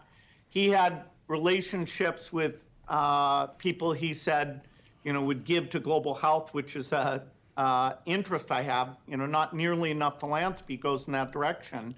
Those meetings were a mistake. They didn't result in what he purported, and I cut them off. That goes back a long time ago now. So there's nothing new on that. It was reported that you continued to meet with him over several years, and that, in other words, a number of meetings. What did you do when you found out about his background? Well, I've said I regretted having those dinners, and there's absolutely nothing new on that. Is there a lesson for you, for anyone else looking at this? Well, he's dead, so in general, you always have to be careful. I'm very proud of what we've done in philanthropy. Very proud of the work of the foundation. That's what I get up every day and focus on. Me too. I'm a good guy. Jesus Christ. Imagine if he was reading for a film. You'd be like, I don't believe a word you just said. Yeah. I don't believe a word you just said. Take 2. Let's do this again. Okay, who wrote this? Yeah, he's going to just transition from hanging out with this guy. He's dead now. He's dead now. I'm really proud of the work we've done with philanthropy. Yeah, let's shift this conversation in a much more positive place. That's a PR spin. I'm a super poor proud one. of the work we've done with philanthropy. That's, he got into all that stuff in the first place after the Microsoft stuff, because Microsoft at one point in time had all this anti-competitive accusations. Yeah. Right. And so he was thought as being this guy that was drowning out competition, was monopolizing. Yeah. So then he pivoted, became a philanthropist. Mm-hmm. It's a good move. It is a good move. You know who else did that? The guy who invented the Nobel Prize. Really? Yeah. Peter Berg told me the story. It's a cool story. So he dies. The guy, I forget what his first name is. His last name is Nobel. He died, and everybody called him the Merchant of Death because he made dynamite. Oh. So he didn't really die, though. It was a fake story. So he saw the stories. He's like, hey, I'm not dead. But, oh, my God, this is how people think about me? This is how they're going to write about me after I'm dead? I got to do something to clean my image up. So to clean his image up, he invents the Nobel Prize. He starts giving out these prizes for peace and for physics and Nobel Literature Prize. and, Yeah. And so then the Nobel Prize becomes synonymous with excellence. The name Nobel is now connected to that instead of connected to killing a bunch of motherfuckers with dynamite. That's a great marketing move on his Isn't part. that nuts? Yeah. What was his real name? Alfred Nobel. Alfred Nobel. Yeah. Made dynamite, right? That was the thing?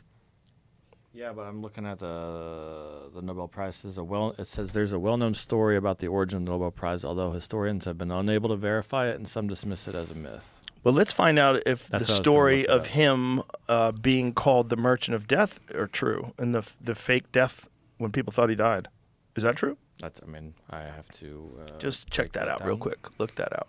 I bet it's true. That's a good marketing move. It's a move. It's Yeah. a move that people do, Well, that was also what, some really evil people have done Sure. also, like if you want to, like serial killers, like John Wayne Gacy was like, I do clown parties for kids. Like, it's like, look over here. I'm a fun guy, Yeah. Cosby was always like telling people how to live their life. Yeah. And like people are don't like, oh, he's tell a great dirty guy. jokes. Yeah, don't Don't curse. swear. Yeah. Yeah. He would call people up and tell them not to swear anymore. Yeah, Get mad at them. Eddie Murphy. Oh yeah, famously. famously. Yeah. With the Yeah. filth, flarn, filth. Yeah. Yeah. Yeah, he did do that. He did do that. I remember one time Wanda Sykes interviewed him at like some award thing. Like he was in the crowd and she came up to him and interviewed him, and he was like so rude to her. He had so much disdain. I remember that too. Remember that? It was weird. Yeah. Okay, Nobel grew extremely wealthy from inventions like dynamite and blasting gelatin, which are widely used in warfare and earned him the nickname the Merchant of Death in the press. 1888 French newspaper mistakenly published his obituary after his brother's death, condemning him as a man who became rich by finding ways to kill more people faster. This shock is widely seen as prompting him to rethink how he'd be remembered. So it is true. Yeah. There should be no dispute of this. In his will of 1895, he left most of his fortune to fund prizes for those who shall be conferred the greatest benefit on mankind. Yep. Of course, you're dead. You don't need your money. Nobel never publicly explained his motives. Fucking duh. So historians emphasize that any account of his reason is an informed reconstruction, not a direct statement from him. Okay, I get that because they're historians. And Did they you have to be accurate. see? Did you see how? I think it was.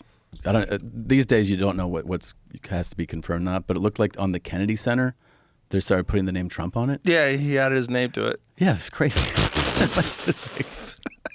And he took out the Kennedy Rose Garden. And you're like, what? Just take it away. Now it's like a That's cement fucking nutty. plot. There's nothing nuttier than the plaques underneath the president's That's insane. names. That's insane. Shane and I were just reading them the other day. It's We're like, insane. How is this real? It doesn't feel real, and Well, you're it's- just like, how are you allowed to do that? That's the thing. It's I like, think how is he allowed to write that in on the those White plaques? House? You can just probably, as president, do what you want in the White House. Turns out you obviously can. Yeah. But nobody ever did it before. Those are going to get taken down. No, they'll be up forever. I don't think so. They're going to leave it like that forever. No fucking way. Yeah, like a museum piece. It's so crazy. They should have like the Trump wing. This is what happened when he was When president. look at this fucking lunatic. The auto pen photo of Joe Biden. And the actual what's written there is crazy. Crazy. This is It should be- widely considered the worst president of all. Like, what are you talking about? It dude? should be like a museum. Yeah. It should be the facts of his presidency, what happened during his term, the Iraq war started and da-da-da. Yeah. It should be that. Of course. That's it. If that, And under Reagan, it's like Reagan liked Trump, and Trump Yeah. liked him too. Trump was a fan of Reagan. What? Why is that relevant? Reagan was a fan of Trump. What? It's guys, fucking Nuts. crazy. But you can't just let someone just fucking fully swim in it like that. I know. So he needs like a right-hand man. You go, sir, I think they just. I understand the motive. Well, he's behind also this. losing it too. You can tell. Well, I think everybody does when you get to a certain age. Yeah. Right? Yeah, of course. I mean, the guy's about to be 80, right? Right. So There's yeah. no, and also the stress of going through what that guy went through, where they were trying to jail him, when they were going after him with the Russia thing, the Russia hoax, and all that shit. Like they were trying everything they could to destroy him. Just that alone's got to break your brain. It radicalizes you. It makes And then they took a shot at him. Yeah. Somebody shot him. And then Yeah. that guy dies. And then when the guy dies, they find out that his apartment's been professionally scrubbed. They find out he was in a BlackRock commercial like 2 years before that. He was Oh, yeah. the shooter. The shooter. Oh, yeah. Was he an actor? Yeah, in the film, yeah. But Yeah. obviously he was like connected to some people that knew some people. What does that mean? It might mean nothing. Yeah. But there's also a lot of weirdness to his past. It does Doesn't have a feel social like media profile. It was like he seems like an MK Ultra plant. this presidency, though, does feel like a parody of a real thing. Like it doesn't even feel real. There's a lot of stuff that doesn't feel real. The for sure the Rob Reiner thing didn't feel real. Oh my god, That seems so insane. I didn't realize because I obviously knew him. I knew Rob Reiner as the actor from All in the Family, which he was great in that role. Mm-hmm. And then I have memories of like I always think of like when Harry Met Sally, The Princess Bride. Yep. And I was like, oh yeah, he's Spinal Stand By Tap, Me. Stand By Me. So I'm like, oh, great storyteller, comedy. I didn't realize until he died that he did Misery. I had no idea that was him. Yeah, he did Misery too. Yeah. He did so many great films. He really did. He really understood like human emotion and storytelling across the board. Because like it's one thing to be proficient in comedy, and you see this sometimes with comedy, really high level. Like Adam McKay did so much high level comedy with Saturday Night Live, and then Talladega Nights, and like those big Will Ferrell movies, and then his pivot into drama is like exceptional. Like he's really, really good at it, and it's like really remarkable when they can make that jump. Yeah, Like he's really, really good. yeah. Well, Jordan Peele, he's fantastic at it. Another one. Yeah. He's made some giant horror movies that are just like. And he was so weird. funny in comedy. He I know. was so good. It's weird how good they are.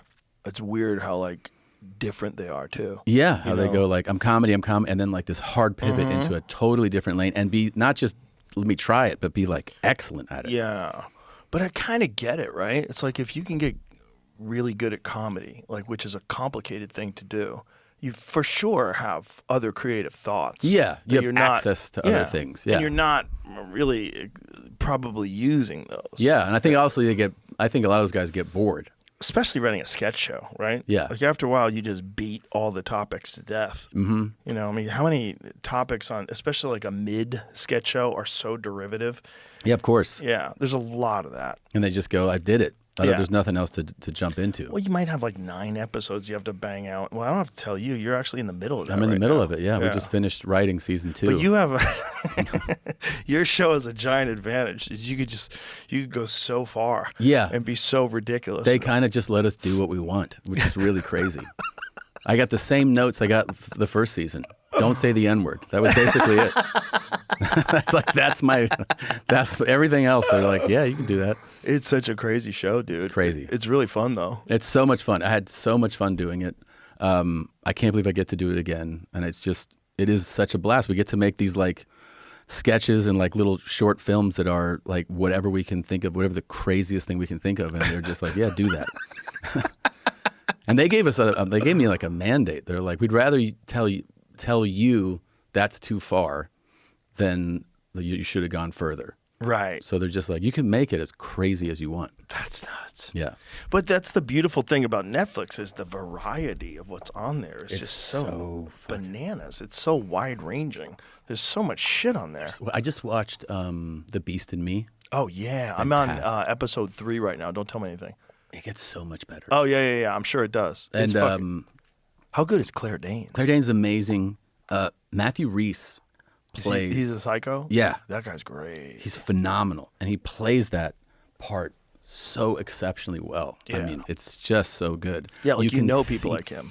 You know people like him, and you're like, this is a fucking psycho, dude. Oh yeah. Yeah. Yeah, he's great at it. And it's like in the eyes. It's always in the eyes, Yep. You see it in the eyes. It's like... Yeah, he's got a darkness in him. Mm-hmm. He really does. Faking it. He ain't faking it.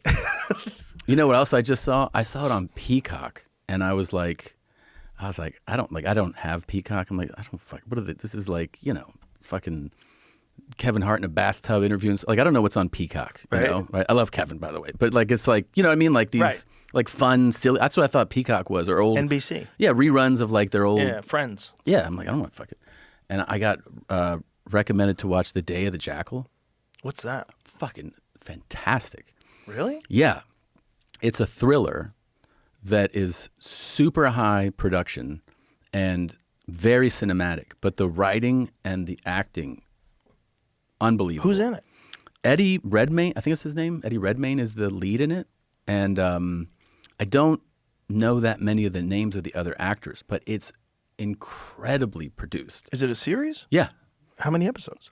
So they're making season 2 now. I think season 1 was 10 episodes. Wow. $120 million budget for the season. Whoa, I'm writing this down. Yeah. Day of the Jackal. The Day of the Jackal was excellent. Yeah. Okay.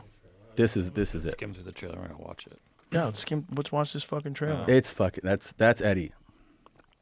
It's really good, dude. I couldn't believe how captivated I was by it. Really, really well done. It's like a espionage type of thriller. Those are my favorite. Mine too. But this is what I watch instead of we were talking about comedy. I watch this shit. Oh yeah, me too. Yeah, he's really good in it, but so is everybody else. They're really, really good. Okay, I don't want to see Can't anymore. recommend it enough. Okay, I'm on it. Really good.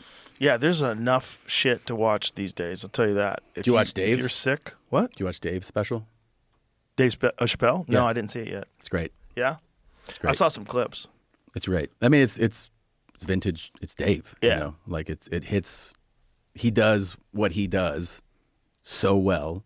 There's silliness, you know, seriousness. Yeah. Some philosophy, lots of social commentary, provocative things, hilarious.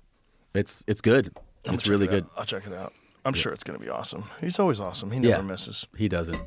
I mean, he pissed a lot of people off, which is always fun. Yeah. I saw he went after Bill Maher. Yeah, he said, fuck that dude. It's funny. I never said this publicly, but fuck that dude. Yeah. That's very funny. But it's a good special, man. It's really good. It's funny. Dave's in top form. I love that for me, by the way, because so my special comes out Christmas Eve, right? Mm-hmm. And then 6 days later, Ricky Gervais comes out. Oh. And that was supposed to be the release timeline, right? Mm-hmm. They're like, there's one earlier in the month, and they're like, you'll be Christmas Eve. A week later, Ricky Gervais. I was like, cool. And then like 3 days prior, I get a call before it's announced. And they're like, hey, we got to tell you, we're dropping a special, unannounced Chappelle special tonight. And I go, great. And they're like, I know, you know, it's going to take up a lot of oxygen in the room, obviously, because it's Dave, right? I go, yeah, I mean, I understand. I go, you realize this is like being a musical artist, and I've been working on my album, and you guys are like, we're so excited. And then you call me, and you're like, just so you know, tomorrow we're releasing Radiohead's new album. And you're like, thanks.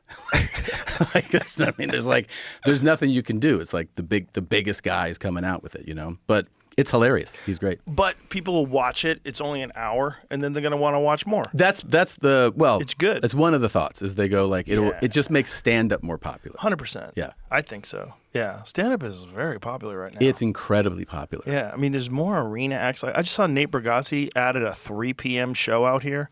Nate is on, but Nate's thing makes sense when you think about it. Oh, yeah. When you start doing stand-up, there's this thing that happens.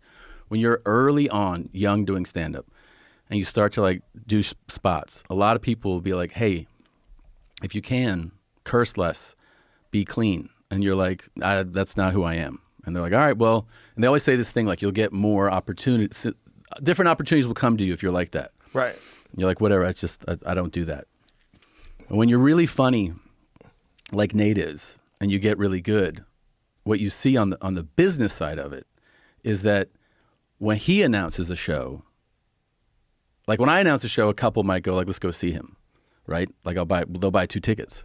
But when Nate announces a show, that couple will bring their children, their parents, their in-laws, their neighbors. So for every anybody. 2 tickets you can sell, he can sell 12. And everybody's going to enjoy it. And they're all going to enjoy it. Yeah, because it's for everybody. even though it's just clean, it's always clean. It's hilarious. It's hilarious. He's really funny, but he's it's really like funny and clean. Gaffigan has that thing too. Definitely. Yeah. The whole family can go. Sebastian has that thing too. Mm-hmm. Like you could bring anybody to see Sebastian, and they'll all have a good time. Yeah, but that he can do 3 fucking arena shows in a city. It's crazy. Yeah, it is nuts.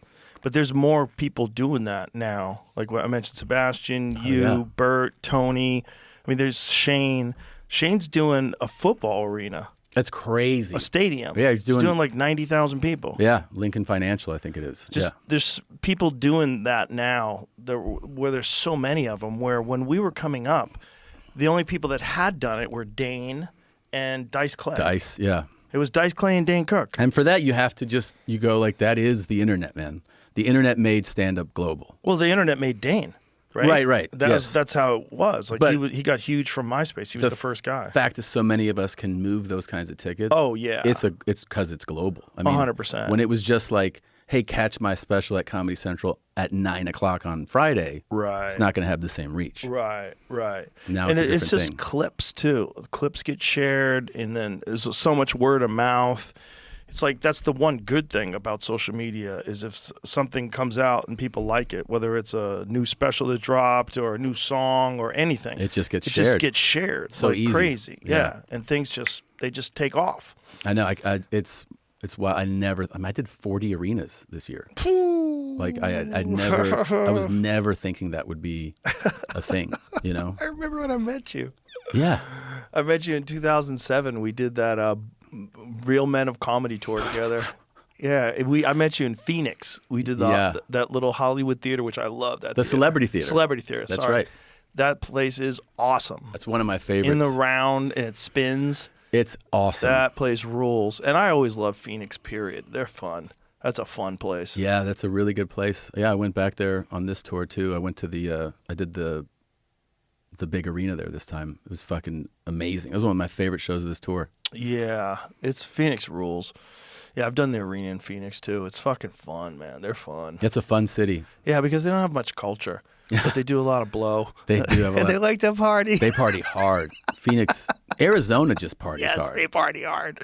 Well, it's like, think about the people that had to settle that place first. You got cowboys and Mexicans, just fucking wild people. It is, dude. And then you got Scottsdale, which is all rich people. I remember we went to dinner, I think the night before, just like a steakhouse. And we were observing that when you go to dinner at the steakhouse in Phoenix, it feels like an after party, but it's just dinner. Do you know what I mean? Like the vibe in there is that people are having a fucking good time. They're partying. Yeah. Yeah. That's what Phoenix feels like. Yeah. I always liked it because it was not Hollywood, Yeah. in every way. It was just not Hollywood. Yeah. Those people had no preconceived ideas of their own celebrity. They didn't want to become famous. Like, the problem with LA is the entire culture is wrapped around the possibility that you might become famous. Yeah. And that everybody really secretly wants to become famous, and some people might make it and some people won't. But the reason that they came there in the first place Is to be famous. is they wanted to be famous. Yeah. Phoenix, they just want Coke. Yeah. Get some Coke. When I fucking party, I'm playing golf in the day, and I'm doing Coke at night. I'm having a good fucking time. They're wild people. That theater thing too. There's I don't know if I'm right about this, but I've been told that there's only 2, maybe 3 theaters left in the round in the country. That's the only one that I know of. Well, there's the one in Long Island that I also did it's so fucking Which fun. one's that? What's Westbury Music Hall, I think it's called. Okay. Is that what it's called? I've heard of that place. I didn't know that was in the round. That's too, in the though. round. It is so fucking fun. The round rules. I just did it. I did it a couple months ago. It was one of the most fun shows of the entire tour. I try to explain to people who've never done it, like, oh, arena. I'm like, I'm telling you, it's oddly intimate. Because everybody's facing everybody else. Mm-hmm. We're all in this together. It's not just a mass of people staring at a stage. Right. We're all wrapped up together. Yes. It's cooler. It's cool. Yeah. It's a better vibe. It feels better. You would love this theater. I'm sure. Yeah. It's fucking rad. I love that Phoenix one. That one rules. But do any show that you could do in the round, it's like the first time I did it, I remember, I don't know where to stand. Where do I move? I think the first one I did was when we met. Yeah. Because I was also... Might have been my first one, too. I was kind of like intimidated. I was Mm-hmm. like, what the fuck? And then somebody told me once, it might have been Louis told me, that I think it was him that told me, when I was doing going into arenas, he's like, your instinct will be to stay in the middle, but you should go further out to the edges. Because when you're further out to the outside of the stage that's in the round, you're actually open to more people. Does that make sense? Yes. Because like if you're on this edge of the round stage, more people can see you over here. Right, and you're closer to them. And you're closer to them too. Yeah, it's more intimate. If you're in the middle, it's like you're all standoffish. You have so much, you can come closer to me. Yeah. Why are you all the way over there? Yeah, that's right. Yeah. Yeah. Walking around, too, is fun. That to me is, I told somebody, is what I think makes my performance better, is that I'm a naturally kind of standstill guy. Yeah. But the round makes me move. Even though it's subtle movement, that keeps you more engaged because there's a constant movement to it, even if it's slow. It's fun. It is a fun thing. Yeah, it's fun. And it is weird that so many of us get to do that now. It's so bizarre. It wasn't the case at all. It's so bizarre. I did some nutty ones with Dave. We did the Tacoma Dome. That was 25,000 people. Fucking That was so nuts. It was so nuts. It was so many people, That's man. so many. That's so many. It's very strange. I did a couple with you guys. I did New Orleans with you guys, Oh, that's right. Yeah, that was fun. and I think we did Nashville or something, or Memphis together too. Yeah, was I think so it was fun. Nashville. The most fun Yeah. one though ever.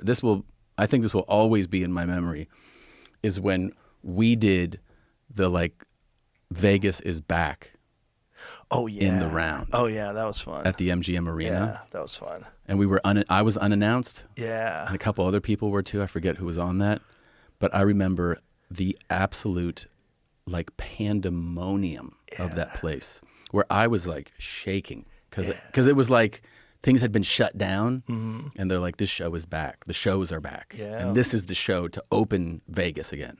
I don't think we'll ever feel that again. Not like Hopefully. that. Hopefully not, because that means that the world went crazy again. That's exactly right. And it was like, you can't duplicate that. You No. can't duplicate it. It's almost like when you have an improv on like an off the cuff line of something that just happened. And like, you can't manufacture that. Right. You said the thing because Right. this happened. Right. And like the world had shut down. Yeah. And they're like, here's a stand-up show in the round, in the arena, Joe, Dave, and the crowd was just like, I mean, it was like a fever pitch. It was so fun. There were so many people hanging out backstage. Remember that? Oh my God. There yeah. was so many people. I was like, I'd never seen this many celebrities at our shows. There was a room. They were like, this is the red room. And this was backstage, and there was like 200 people in there. Oh, so packed. And I brought you in there because you didn't know about it either. I was like, have you been in here? And you're like, what the fuck is all this? There's just like It's a whole extra a room. whole extra room of like just people hanging out. Yeah, a whole extra room of like comics that I hadn't seen in years. Yeah. Because everybody was kind of celebrating the fact that we could do shows again. It was the best. They all came out. That was such a special show. Yeah. I mean, there was boxers there and rappers. It was like people were out. It's like there's something to do again. It Yeah. was like there was a feeling in the air. It was so, and some people were still scared. There's still people wearing masks. Yeah. It was It was weird. July. I remember that. It was July. Some people just didn't want to let it go. They were still connected to this idea that we could all die at any moment. Yeah. That's true. I still see those people. Yeah, they're still in some places. There's some people that got broken. They got broken. The stress of that whole thing. It also kind of depends on who you're around too, right? Oh, yeah. Because I mean, I think you could put me with certain people, and then I would have been even more apprehensive. Well, that was the thing that I felt about coming here, like really quickly, that people here were not nearly as scared as people are in California. The whole attitude of the government here was very different. They were like, things should stay open. I remember I went and met with the governor and had dinner with him. And he was like, we got to let people live their lives. They need Yeah. freedom. Yeah. Like, you should be able to make your own decisions doing this. I was like, yeah, I agree. And this was like before the vaccine. Really? Yeah. And people had already started doing shows out here. We started doing shows out here early. We tested everybody. Remember we did those stub shows? Oh, that's right. Yeah. Dave and I did these shows at Stubbs. We did a whole series Which of is shows. an outdoor venue. Yeah. And we Yeah. tested the whole crowd. So we tested these people for like an hour before the show. Everybody queued up. Everybody got tested. And we only wound up removing like 2 different people that were positive. That's it? Yeah. Yeah. Most not that people many. knew that they weren't sick, you know? Yeah. And we weren't doing PCR, right, which is the one that really gets a lot of false positives. They found out recently there was an estimate that PCR testing, the false positives, might have been as high as 86%. 86? Yeah. The guy who invented the PCR testing, Kerry Mullis, said it should never be used to detect diseases. It's like it's not what it's for. And he said if you ramp the cycles up high enough, you could find almost anything in people. I did something once that's shameful. I had to test for like a trip somewhere, and then I had to like do it on a Zoom with somebody, and it came out positive, so I threw it out the window. And then they were like, "Where is it?" I go, "My kid just threw it out the window." And they're like, "What was it?" I was like, "I don't remember. I'll do it again." And then I just waited a week. Did it again. I remember the second time I tested positive. So I tested positive once. That was a whole horse dewormer CNN thing. And then the second time I tested positive, I didn't even know I had it. I couldn't believe it was real. I came in here sniffly. I came in here straight from the gym. And I said, I got the sniffles. I said to Mercy, the nurse, I said, I go, must be COVID. Just joking around. And she goes, actually, you're positive. I'm like, no fucking way. Like, no way. Because you felt fine. So I got IV vitamin drip, NAD, the whole deal. 24 hours later, I was negative. That NAD shit's amazing. Amazing. And I'll say this, and this is, I'm telling you, I have, knock on wood, I have not gotten sick in a while. Oh, yeah, you're healthy now. I'm healthy. That's how it works. That's how it works. But during the movie I did over the summer and during production on season 1 of my show, there were days, like I remember the first day we were shooting Bad Thoughts season 1, I was getting a cold. And I did NAD, like 500 milligrams or whatever, like the high dose, 3 days in a row. And I was and I had never experienced anything like that. Because I was the type of person where like, I get a cold and I am fucked for like weeks. Mm-hmm. And then the next time that I felt this, like, I'm like, you feel, you're like, oh, I'm getting sick. I was like, I'm doing the NAD thing again. 3 days in a row, just jamming that shit into me, like high dosage, completely went away. That's crazy, isn't it? It didn't dip into like, now you're really sick. It just was like, I'm getting sick, I'm not sick anymore. Yeah. That was part of my COVID routine. The first time I had COVID, I did NAD along with IV vitamins. I don't even think I mentioned NAD when I did that little video that went viral. But that was, I recommend that to anybody whenever they get sick. It's and unbelievable. High dose of vitamin C is amazing too. Amazing. I can't believe it. Yeah, high dose vitamins intravenously when you're not feeling well is phenomenal because it gives your body all the weapons that it needs to fight off whatever the fuck it's dealing with. I feel like doing it tomorrow. You should do it tomorrow. Yeah. Yeah, you should do it all the time. You know what else you should start doing? Like I told you, red light bed. I know. You've been on that for a minute. Yeah, it's amazing. It's incredible. You said it helped your vision? It helped my vision, 100%. I don't even understand that. Well, I understand red the light, skin stuff. Red light helps. It gets. Was it collagen or something? Let's put that into our sponsor, Perplexity. What is the benefits that red light has on your vision? Why does it work? But it works, 100%. I could tell you for a fact. There's two things that I've done. One thing, I've taken a lot of supplements for eyesight. I always talk about this company, Pure Encapsulations. I have no affiliation with them. I just buy their stuff. They have a thing called macular support. Yeah, I take that stuff. So I take that stuff, and I've been very consistent with that. It has a bunch of I showed it to Huberman, and he went over the list, and he was like, "Oh, this is all great stuff." I take that, and I do red light multiple days a week. And it took a while. In the beginning, I thought it was actually making my eyesight worse. Because I was like... Because your eyes are covered during it, right? No, I keep them open. You keep your eyes open? Red light therapy using deep red wavelengths around 670 nm, I don't know what that means, nanometers, shows promise in improving declining vision by boosting mitochondrial function in the retinal cells. Studies indicate benefits, particularly for age-related vision loss, that's me, macular degeneration, and other eye conditions.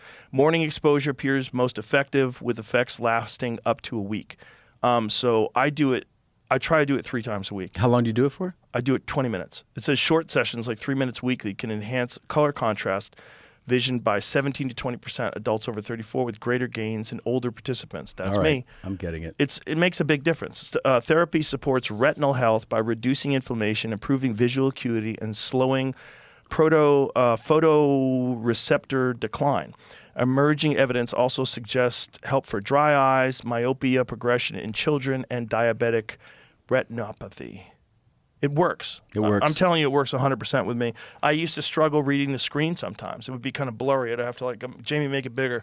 Now I can see things way better than I used to be. I wear glasses. When I said Jamie, make it bigger, I used to say I wear glasses all the time now. I don't need them when I look at text messages anymore. I don't need them when I read emails anymore. And I don't need them on my computer anymore, which is a big one. That's a big one. Because I always used it when I wrote. And then I realized the other day, like, oh my God, I'm writing and I don't have my glasses on. Joey Diaz will be so happy if I lose these. What are you doing with those fucking glasses? He goes, you're wearing your glasses with I called him up today. I go, I'm doing a podcast with Segura. He goes, he met Pepe Le Pew over there in France, and now he's making croissants. Who's this fucking guy with his glasses? Glasses. He's always on me for that. By the way, I mean, that's Joey Diaz. It's Joey Diaz. Yeah. It's not Pepe Le Pew. His name is Gianbasta, and it's Italian. It's an Italian bakery. Yes. Well, it's a problem. It is a problem. That chocolate croissant you gave me is a real problem. Telling you. Buttery and flaky and perfect. It's perfect, dude. Yeah. It's why I fell in love. I'd like a little more chocolate in there. I can tell him. I can tell him. A little more chocolate.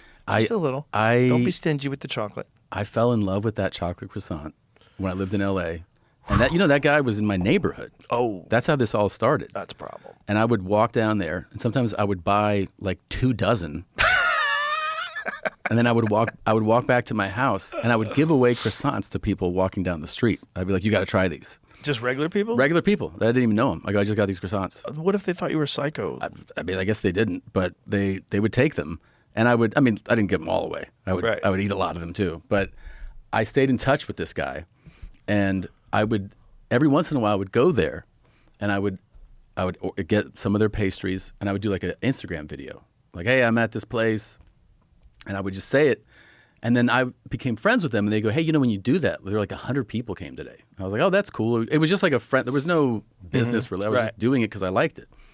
We always stayed in touch, and I moved here. And I go, when I'm in LA, I'm going to try to stop by and see you guys, like that kind of thing. And we stayed in touch, and I always be like, it would be awesome if you opened one in Austin. And that conversation continued. And then eventually we talked like, hey, what if we really did this? And that conversation started like over a year ago. And then our fixed location will open in March, but we have a pop-up right now. I just don't know how you have the time for all this. Well, I'm not, here's the thing. I'm not the one, like, I don't bake. Right. You know, I'm a business partner in this, and I market it in that I promote it. Right. But the easiest thing is to market something that's fantastic. Right. And I actually thought about the fact that I was like, for me, this is like people trust your opinion on. One of the reasons I think that On It was successful with you is that they're like, this guy knows workouts, he knows vitamins, he knows, like you have credibility in that. You know what I mean? Like having credibility in something is really important. For me, it's like, if there's one thing I completely trust myself on, is if I'm like, this tastes good, I don't doubt it. I'm like, this is good. I know when it's good. Yeah. I've eaten at the best restaurants all over the world, and this is like one of my favorite things has always been croissants and things like this. So when I had his and I knew they were amazing, it was like, there's no like, I'm selling it. I'm not like being like, you should, you know, I'm making up, this shit's amazing. So all I do is go like, it's open.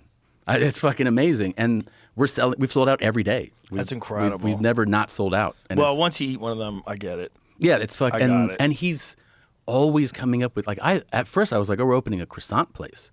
But he's doing like, you know, like the homemade focaccia bread Italian sandwiches. He does homemade pizza. It's all every day. And he's, whatever like inspires him, he makes that. He's amazing. So it's like the easiest thing to be like, yeah, this is my bakery. Food.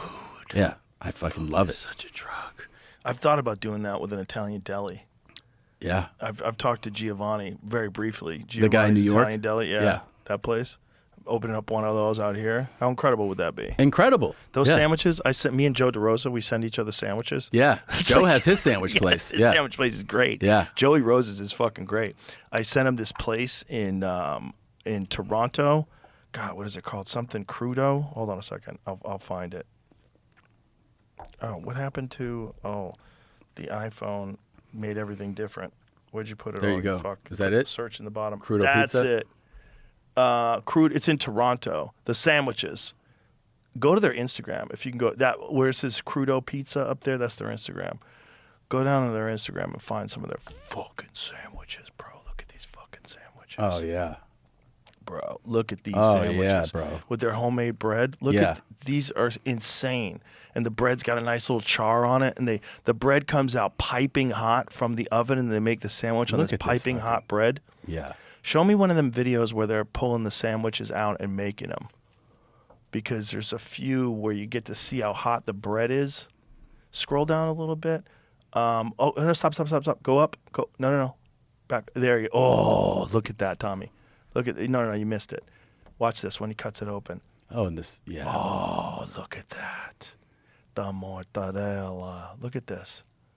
Jesus Oh, Christ. my God. Look how insane that is. This is my drug.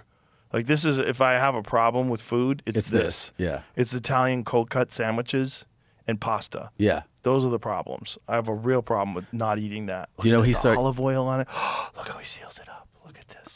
Oh, look how it comes out of the oven, bro. Are you kidding me? You know what my guy started making now? What? Like he's just on a whim. He's like, I made lasagna today. Oh, no. So he's doing, and then he's doing like different versions of it. Did one with like brisket in it, like just crazy things, and it just goes. Of course. Yeah, it's called. By the way, it's called Chicho Bomba, which is what That's you call. the name of it? Yeah, it's the name of the bakery. It's called Chicho Bomba, which is what you call a little fat ass kid in Italy. Because bombas like explode, so like when it gets a little fat ass. That's funny. Yeah. It's called a fat ass. Yeah, it's called a little fat ass. Little fat ass kid. Yeah. That's hilarious. Yeah. Great Yeah. idea, dude. Yeah, he's awesome. Him and Marlo are awesome. It's hard staying thin, isn't it? Like, especially now that you're in the 180s. It You is. could let it go. You could let it go. Yeah, I could let it go. Oh yeah, look at you. Dude. You got excited about letting it go. Easy. I own a bakery. Yeah, just fucking not text your trainer back. Fuck you. Man. Fuck you And when I stop by there too, it's like I have access to all of this. Yeah, you could eat free. Oh yeah, and Just then whatever you want. You can have them make you things. I take a bite of things, and I'm like, that's delicious, and then I stop myself. I'll let myself have a full thing, but not every day, dude. Not even every few days. Like once a week, maybe. When I used to come home from the store, 2 things were a problem. One of them was Jerry's Famous Deli. I would go. Remember Jerry's Famous Yes. Deli? They're gone now. Isn't that amazing? Jerry's Deli's gone? Jerry's Deli's gone. There was one in Woodland Hills. That's gone. That was the one I used to go to all the time. I think they're all gone now. I don't know if any of them still exist. Hopefully one still exists. Jerry's Famous Deli was fucking great. They had the best chicken noodle soup, man. It ruled. And they had pastrami Reubens. Oh, pastrami Reubens with steak fries. They were so good. Dude. And if I was hungry coming home from the store, that would be the spot. The other spot that was a real problem was Krispy Kreme motherfucking donuts. Yeah. I would drive by and I'd see that hot sign on. Cheeseburgers too are a problem. In-N-Out's a problem. It's a problem. That's a problem. There was that one in West Hollywood that I used to love. I forget the name of that place. It was right near where I was working in post-production. The burgers were fucking unbelievable. Another problem was Cantor's.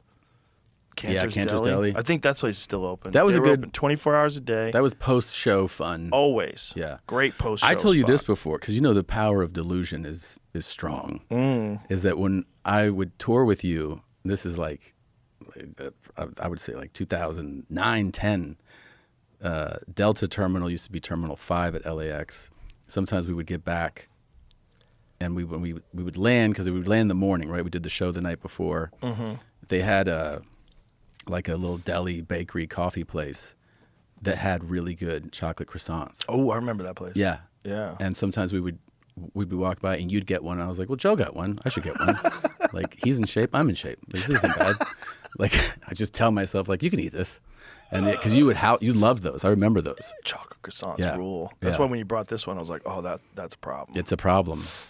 But they weren't as good as that. No, fuck no. The ones at LAX were pretty good. They were okay. This is like it's not no shit. This is like a 3-day process. That's how long it takes for them to make a batch of those. Yeah. Yeah, like proofing the bread, and it stays in this cabinet, and they pull. I mean, it's a whole process, and he makes like sfogliatella, which is like it's. Okay, said it that way. Oh, and bombolone, Yeah. like just like incredible pastries, man. That like when you see them, you're just like, don't get fat, Bro, it's so easy to get fat. Getting fat's a giant problem. And the older you get, you're just like, this could be real easy. Especially if you got obligations, you got things to do, and you're tired, you're working. I need structure, dude. Yeah. That's what I've learned. I get it. I need structure. I need peace and quiet, so I like working out by myself. Yeah? Yeah. I like working out with comics sometimes. We do those comic workouts here. Those are really fun. But for me, like my time working out when I'm like suffering by myself, I need that. Yeah. I need by myself. I don't want anybody talking to me about what they saw in the news and Just asking me zone out. What's JD Vance like? Yeah. Like, I don't. No. Yeah. I'm here to fucking get after it. Yeah. My I'm here problem. battling demons. One of my problems is when I get, and I know this from Pat, like you just realize you have patterns. Is that when I get to like a good place and Relax. yeah, and I do it when people are like, you look great." good. Yeah. Yeah. And then I go, oh, I'm done. That's been my pattern. Yeah. So this time I've just been like, do not accept that thought. Yeah. Yeah, you can't. There's no end. there's no There's end. no finish line. Yeah. Doesn't exist. Every day is a new, unique little battle with your inner bitch. It's really the truth. It is the truth. That's what it is. Every day. You wake up, you go to war with your inner bitch. That's why it's good to beat it early. Beat that fucker down early. Get in the cold I water. did it. Freeze your fucking dick off. Yeah. Get that fucking workout in. Get in the sauna afterwards. And then you're And good. you're like, I'm good today. Today. Yeah. today. But the food is the bigger challenge for me. Like, I won't say that like workouts aren't hard. They're hard, and like I like it. I like the challenge. Staying on top of like how to eat is the bigger challenge. Well, there's a problem too with all these new medical advancements. and one of them is there's a new peptide that they're showing is essentially like exercise in an injection. Is that Sloop? I don't know what it is. I read some article about it like quite a while ago, and I sent it to Brigham. I go, what is this? And he's like, dude, there's so much stuff on the horizon, so much groundbreaking stuff. But you're basically going to be able to get the benefits of exercise in a peptide. So it'll trick your body to think you exercised. I mean, Sloop does that. Is that what it is? That's one of the ones that does. It's in a pill form, right? I haven't heard It's about it. called Sloop? Yeah. Yeah. Have you taken that? I have taken it. Yeah. I don't have any What right did it now. do for you? You got some on you? What you got? Listen, What, you I'm holding? You I'm like holding? a crack addict. If you tell me something will be good, I'll be like, cool. I'll inject like 40 things into myself. Yeah. What does this Sloop do? Well, what did it do for you? they tested it on mice and found that by giving it to mice, they decreased their body fat and increased muscle, lean mass. Doing nothing. Doing nothing. Wow. And so then they have started to. That's it right there. Sloop 332. Yeah. Okay. In obese mouse models, Sloop 332 reduced fat gain by up to tenfold compared to controls, promoted 12% body weight loss, and enhanced metabolic function without altering appetite or activity levels. Yeah. Yeah, it's exercise. It's exercise, dude. Exercise in a peptide. And you took it in a pill? Yeah. And so what did it feel like when you took it? Nothing. Nothing. I felt nothing. I'm getting that shit tomorrow. Yeah. I'm on it. Let's go. Let's go. What happened to your pecker? Did it get excited? Hell yeah. Yeah. Rock hard. of course. 24/7. That's what these goddamn things do. And you can just buy that stuff? Or is that a prescription thing? I don't think it's a prescription. No, you can just buy it. But I think you just have to like Go to a compound pharmacy or that something? kind of place. Yeah. Yeah. Yeah, they're trying to shut those places down. Are they? Yeah, FDA? they want to own all that stuff. There you go. There it is. Bam, Amazon. All over Amazon. Good or not, I don't know. Just I don't know. Check your own sources. One of the things that I've read about Amazon me see this right is that there's a lot of fake supplements on Amazon. Are there? Yeah. Because how does that work? How are they even getting up on Amazon? I think that's a whole different thing, but like they're just like copying the labels and stuff, making it look like it. So I've heard that's a problem with pure encapsulations. So I started buying their stuff from their website because I read that. Because I read that like a high percentage was fraud. I Other found, companies have had I don't know if fraud you've there, too. ever researched this, but apparently when I was in Abu Dhabi, they were like, they have what's considered some of like the cleanest vitamins. On like people go there just to get vitamins in the UAE. Really? Yeah, like the really high level vitamins for some reason. And I don't know what the thought is on that, but like a lot of people that travel in that region go to UAE to get their vitamins. That's interesting. I don't know if their standard is just higher. Well, they have so much money. They do have a lot of money. And they also, Sheikh Taknoon is a Brazilian Jiu-Jitsu black belt, like He's a legit one. bad motherfucker. Right? Yeah, Renzo Gracie black belt. And he's the one that created this Abu Dhabi Combat Club, the championship. He's also like incredibly fit. Like Yeah. his cardio is. I was talking to someone. No, he's a about legit black belt. Yeah. He's a Renzo Gracie black belt. It's like, there's levels of black belts out there where you heard about a guy got a black belt from this guy. I never heard of that guy. I don't know who that guy is, but I'm sure it was good. Yeah. And then you hear about someone got a black belt from Renzo. You're like, oh. Oh. Like Guy Ritchie is a Renzo Gracie black belt. Really? Yeah, Guy Ritchie is super legit, man. Yeah. I know guys have rolled with him. They're like, dude, he's legit. Yeah. Which is, it's like a Jake Paul thing. Like, you don't think, it's You don't fucking think- Jake Paul, you can't fight. What's his name? Isn't the guy from Married with Children?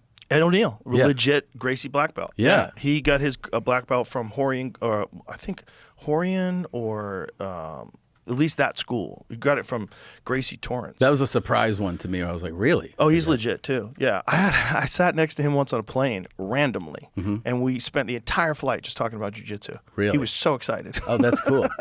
There he is. Yes, 2007. Yeah, Horian Gracie. I was right. 2 decades of training under Horian Gracie. So Started that at is another 42. Wow. That's another very legit black belt. You get a black belt from Horian, like you have a real black belt.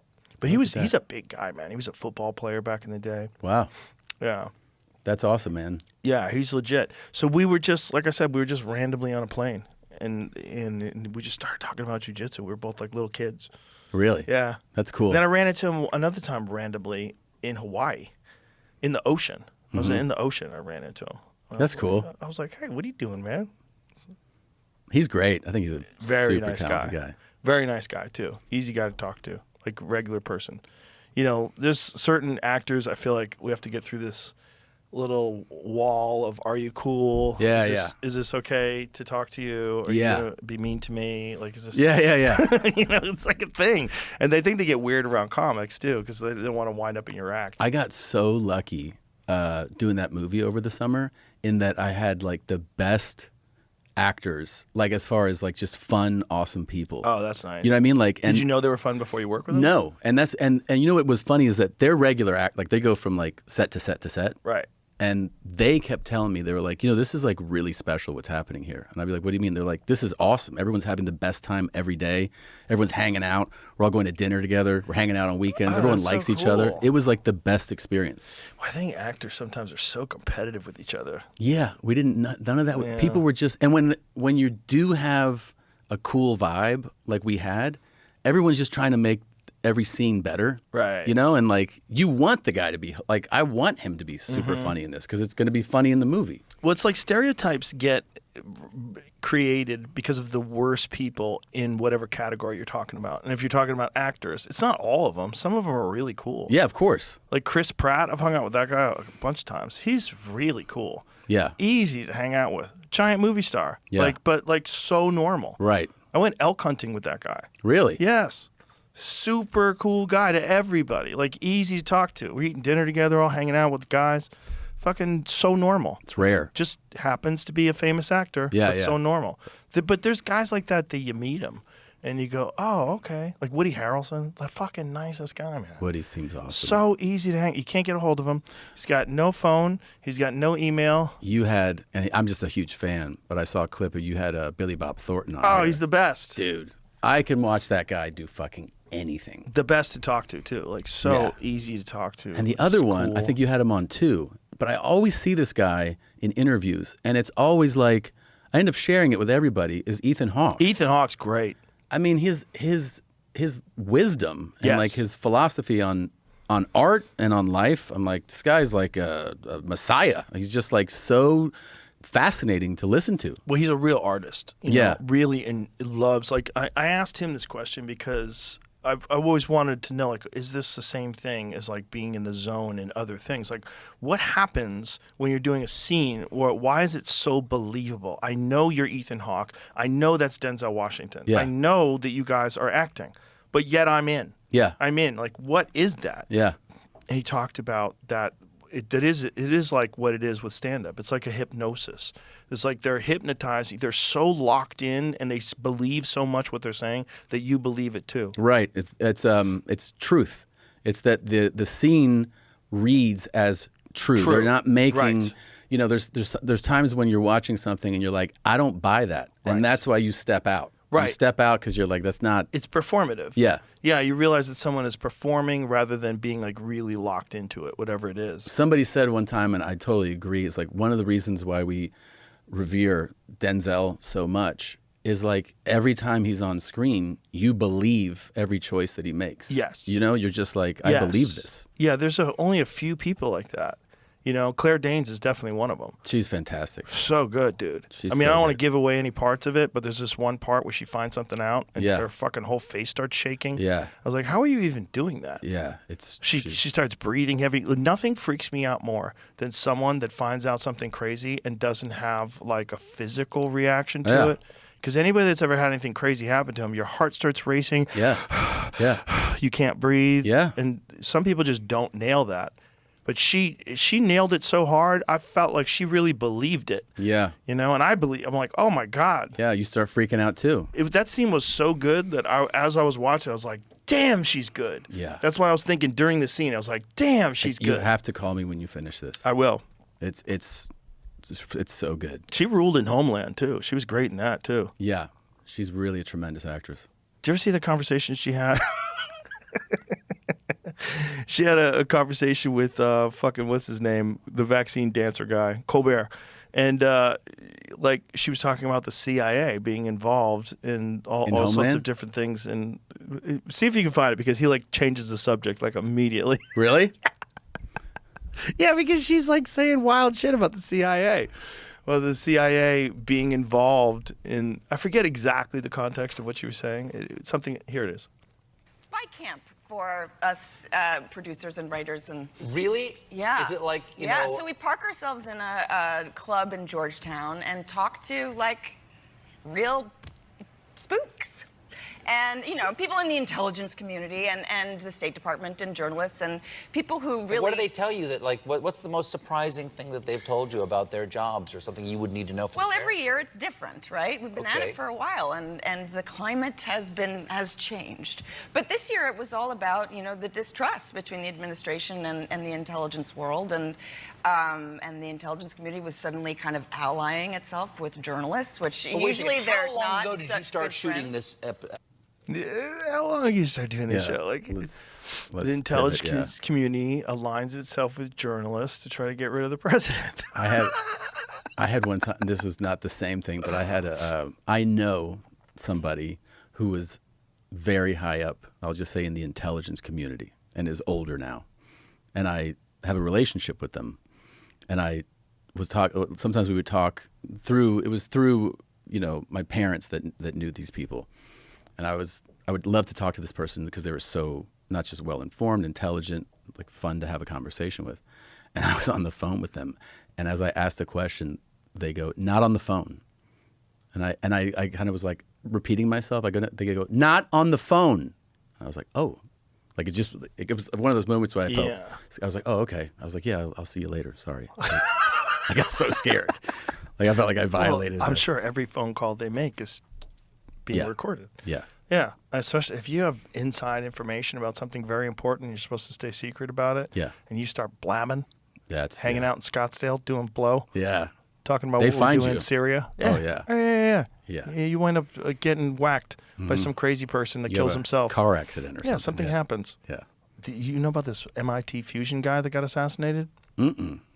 Supposedly, the same guy who assassinated the MIT fusion guy also went to Brown University and shot people at Brown and then killed himself. Really? Yeah, and a lot of people are like, what? This guy was working on groundbreaking energy. He was working on fusion at MIT.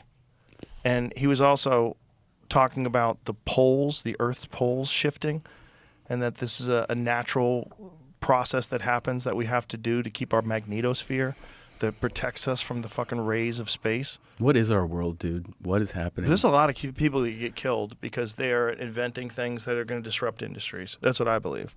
And this is why we scroll 6 hours on TikTok. It's just like, I don't want to fucking... Yeah, you don't want to know. Yeah. You don't certain things you don't want to know, and Kurt Metzger texts me all of them. Really? He texts me all of them. Everything that I don't want to know, it shows up. I'm like, fuck. Or Tim Dillon texts me all that. And I text it to them, too, if I find something out. Because there's just so much nutty shit in the world where you're like, what is going on? Like, people getting whacked and, yeah, it can overwhelm you. It can overwhelm you, yeah. Yeah, and I know so many people that are like legitimately mentally ill because they dwell on that stuff all day long. Which is why we need the escape. Yeah. Yeah. You need something. And you also should limit your amount of time that you're exposed to all that psychotic behavior. Because it starts shaping the way you view people. You know, if you interact with people more on social media than you do in real life, it can really fuck your head up. So many people do that. A lot of people. A lot of people do that. Yeah. Especially, and that was one of the real problems during COVID, too. So people were isolated. And that was people- the only way they were interacting with each other. The fucked up thing is you realize how much those people end up like losing that connection with other like real people. They think that this is Yeah, they think this is real life. this is the real world. Yeah. Yeah. They live in the comment section, you know. It's crazy. It's just it's such a like it's like eating food that has no nutrients in it and your body's just freaking out. Like, where the fuck are the vitamins? Yeah. There's no vitamins in it. It's just nonsense. And it's also, I was like, what percentage of it is even real people? It's not 100. There's a bunch of it. It's just like bad actors from other countries and people with fucking flags in their bios and who knows what is going on. And it's all just to try to shape narratives. We're involved in it. Russia's involved. China's involved. Corporations are involved. There's like entire companies that are based around crowd campaigns about organizing attacks on individuals, or organizing narrative control, or organizing pushing a certain narrative. Entire businesses are built on that, where they try to shape things and make things go viral. Yeah, it's nuts. There's, oh my God, there's so It's much. a complete new part of our society that didn't exist before, and it shapes the way we view the world, and it's being purposely manipulated by people, and it's legal because safeguards haven't put into place. And also the amount of times that like people are talking to bots and like losing themselves. I don't mean like a scam. I mean like fucking they're interacting just like you're interacting with a computer right now. Yeah, all the time. I started getting these weird WhatsApp group texts of investors, people investing in things and how much money they're making. This is incredible. Sign me up. And like all these random fake people will be in the little group chat talking about how, I can't wait to get involved in this. You know, I'm going to go all in on this. And then trying to get you to go, I should go all in. I want to go all in too. I should give you my bank account number. Can I take a bigger position Can on I that? wire some money to you? Fuck, man. And so many dumbasses get sucked into things like that. The best though is when it happens to like somebody will be like, I sent 80 grand to Brad Pitt. And you're like, what? They're like, Brad Pitt was like messaging me, and it's just like some 60-year-old lady. And she was like, it was, it just felt so real. And it's like a deep fake. He's like, hi, Amanda. How are you today, my love? If you could just send me $30,000 to get out of this. And then she's like, and I did it. I feel like an idiot. And you're like, yeah, you fucking thought Brad Pitt needed 30 grand? Well, here's the thing. If you've got a scam, like there's certain scams we allow, right? Yeah. Like here's one, televangelists. We allow that scam. Yeah. Because if you're so dumb that you think Robert Tilden is got a red line, direct line to Jesus. Yeah. You know? Go you ahead. don't write a check to me. Yeah. The devil's going to win. He bought like a G4. Oh, yeah. They all do. This is the one crazy guy that was pointing at the reporter with the devil That's eyes. the one. No, that's not Robert Tilden. No, but that's the guy who that's he a bought different that guy. because she was asking him about that Tyler plane. Perry gave me such a deal. Yeah. Boy, I had to take this plane. Oh my God. That guy looks cracked That guy's crazy. out. Yeah. He looks scary. But that scam we allow. You know, we allow certain scams. Yeah, we let that one like go. if you're so dumb that you buy into that, like that's not even illegal. I do feel so bad though when it happens to the elderly. I feel so terrible for them. It's terrible. That guy. This guy. Kenneth Copeland. Yeah. This guy's Look at them spectacular dirty piece fingers. of Imagine shit. that dirty finger in your asshole. Here's my plane, y'all. Dirty plane. Wealthy televangelist defends using private aircraft in viral exchange. Yeah. Yeah. Medea gave me He's a got deal. to do all of his work. He's got to do all that work. Preacher who wants $54 million jet will donate old jet. Oh, What a that's good nice. guy. What a sweet guy. Which that guy? Jesse Duplantis. See, like those guys, we allow that. We allow that kind of Which is thing. crazy. They should be in prison. They're fucking scumbags. Yeah, but they're getting people to voluntarily give I them know. money, which It's is a scam. weird. Then there was the guy, This guy asked his congregation for $65 million to buy a jet. do you remember the one that was like lock the doors and that was a whole scandal? He's like, shut the doors, lock the doors. Oh, for what? For donations. He's like, we're not that's leaving. right. Yeah, That's yeah. right. We're not leaving until here. you shut the doors. Yeah. Yeah, who is that guy? Pastor This guy. locks church door, demands $40,000. Yeah. Ushers close the There's doors. there's 1,000 of you, close them doors. Ushers, close the doors. That is so It's crazy. insane. That's so crazy.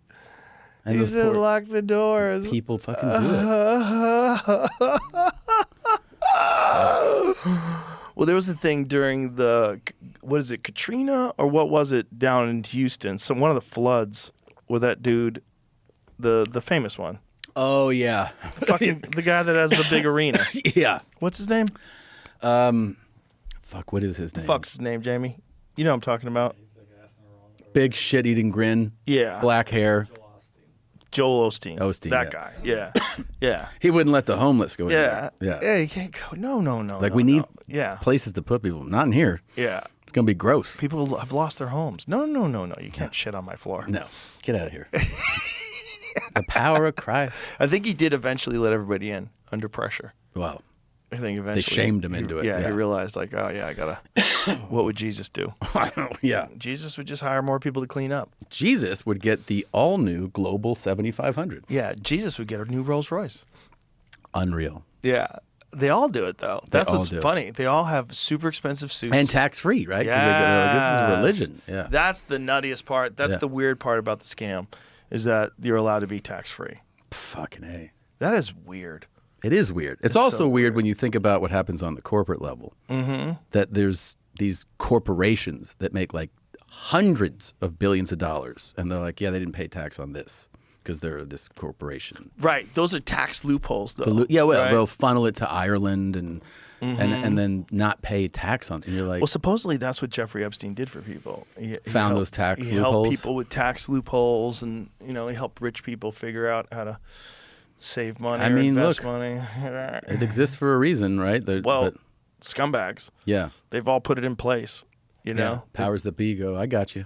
They just want to make sure that they keep the most amount of money possible. Yeah. And then there's that thing where like no one should be a billionaire. Well, okay, hang on. Do you like having a fucking iPhone? Yeah. Somebody had to make that. They're working 16 hours a day. You don't want to be Tim Cook. I'm not saying. Yeah, yeah. You know what I'm saying? You don't want to be Steve Jobs. Guy Yeah. died young because of it. But I guess the argument that some people make against that is not that that guy shouldn't be wealthy. It's that when they have this overabundance of wealth and that the people that also work there don't have like certain health coverage or something. You're like, really? Like these Amazon warehouse guys are like fucking dying in the warehouse? Like, Are they? Well, I mean, they talk about these work conditions that are sometimes deplorable, right? And then you have the people at the top with like hundreds of billions of dollars. Like you can't trickle any of that down to like some of your workers. That always seems like a legit complaint from people to me. Oh, for sure. Yeah. I mean, listen, if they didn't work, you would have nothing. Exactly. That's what's weird. This guy's doing like, he's making like $15 an hour. But if he didn't start the company, they wouldn't have a job. True. But, at a certain point in time, it sounds like spread it around. Spread around a little bit, yeah. Spread it around. Seems like probably you could. better for everybody if you spread it around. Maybe people wouldn't hate you as much. There's always going to be people that like you should donate it all. I mean, that's like the beautiful utopian. There is that one that did it too. Was it the Patagonia guy? Did he? I think it's the Patagonia guy that became a legit billionaire and donated almost every fucking penny of it. I think it's him. You know that song, "I'd love to change the world." I'd love to change the world, but I don't know what to do. Is that right, Jamie? Was it him? I mean, I could type in Patagonia. I just typed in billionaire that donated everything, and another guy popped up. There's probably a bunch of It's those one of guys. those. It's one of the outdoor, apparel people. It's an outdoor apparel billionaire who literally, I think, gave away like 98% of his. Patagonia guy. Yeah, the dude like kept like Where $1 did million. he give it to? Because somebody probably took his money. They're probably living on a yacht somewhere. That's the problem. I think he gave it to like a lot of land preservation type of things. Good stuff. Yeah. Things that make sense. Okay. I'm pretty that's sure. smart if you're an outdoor company. Yeah. And that's what you love. But Yeah. it is like that almost unbelievable, level of generosity that a guy won in capitalism and to that degree and was like, He probably did mushrooms one day. He was like, like, what "Fuck am I this." doing? Yeah. What am I doing? I'm living in, this is a prison. yeah, I'm maybe. being imprisoned by all this money. Yeah, maybe. Sam Walton was apparently like pretty down to earth too. The Walmart guy. Yeah? Got started. Yeah, I mean he drove his like old pickup truck even when shit was like really. I mean he died a long time ago. His kids don't live like that. I would have yelled at him if he Yeah. had an old pickup truck. If I was think you Joey did. Diaz. The fuck are you doing with this old pickup truck? You're balling now, cocksucker. Yeah. Get a fucking Cadillac at least. Yeah, his children and grandchildren live a very different life. Of course. Yeah. Yeah, they're Nepo babies. Yeah. Yeah, that's not good. That's a tough way to live. Yeah. It is. When Forbes named Sam Walton America's richest man October 28th, 1985, people were shocked to discover he lived a humble life in Bentonville, Arkansas, with a muddy bird dog running around the yard. He was America's richest man in 1985. They're also surprised his choice of vehicles, 1979 Ford F-150.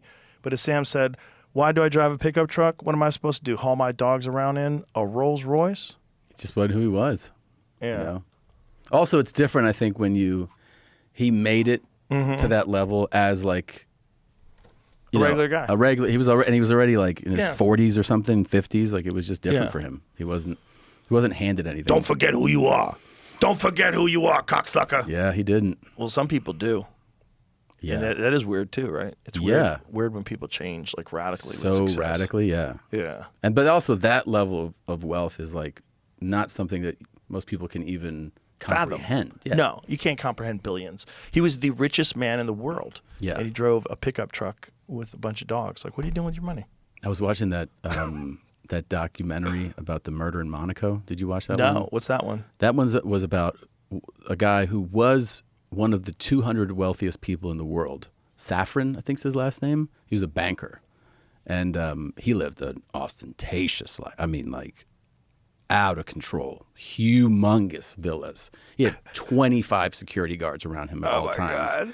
And was like a target. And he was murdered in his penthouse in Monaco. What was he doing that everybody wanted him dead? He just had a lot of one of the things is that he invested or was like one of the people that got this Russian, I don't know if it was like Russian crypto, some type of currency or stock market in Russia that collapsed when Russia devalued their currency by like 75% all of a sudden 1 year. So billions of dollars disappeared from people.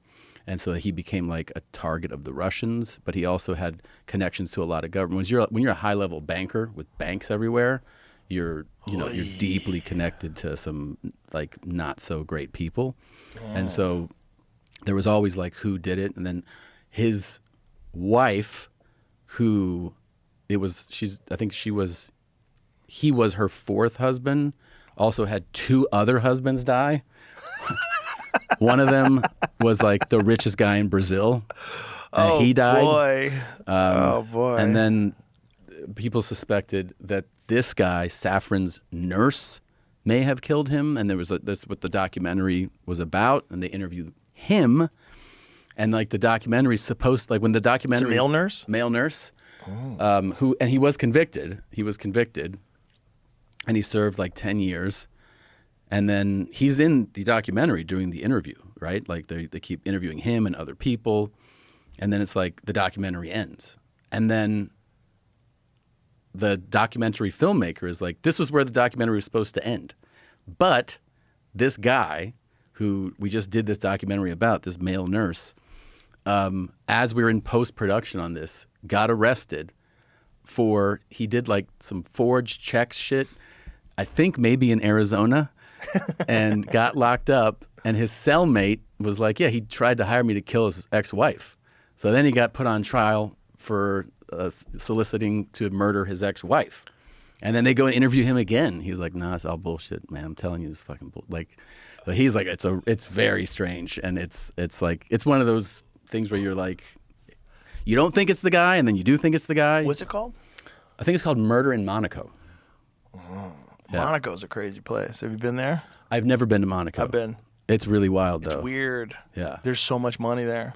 Everywhere you look is a Rolls Royce or a Ferrari. It's like, the what is going on here? Highest like amount of millionaires and billionaires in the geographic like square mile or whatever, because it's so small actually. Right. Monaco's, and if you have residency there, I believe there's like crazy tax benefits. You don't pay taxes. You don't pay taxes. And guess what? When the husband died, the wife got her Monaco citizenship like that week, and then inherited the money and didn't pay any tax. Wow. Yeah. Yeah. How hard is it to get a Monaco citizenship? I bet it's somewhat challenging. Really? I think so. I don't know. You gotta meet the right people. I would assume. I mean, I know, like for instance, where it's like impossible, and there's great benefits to it is UAE.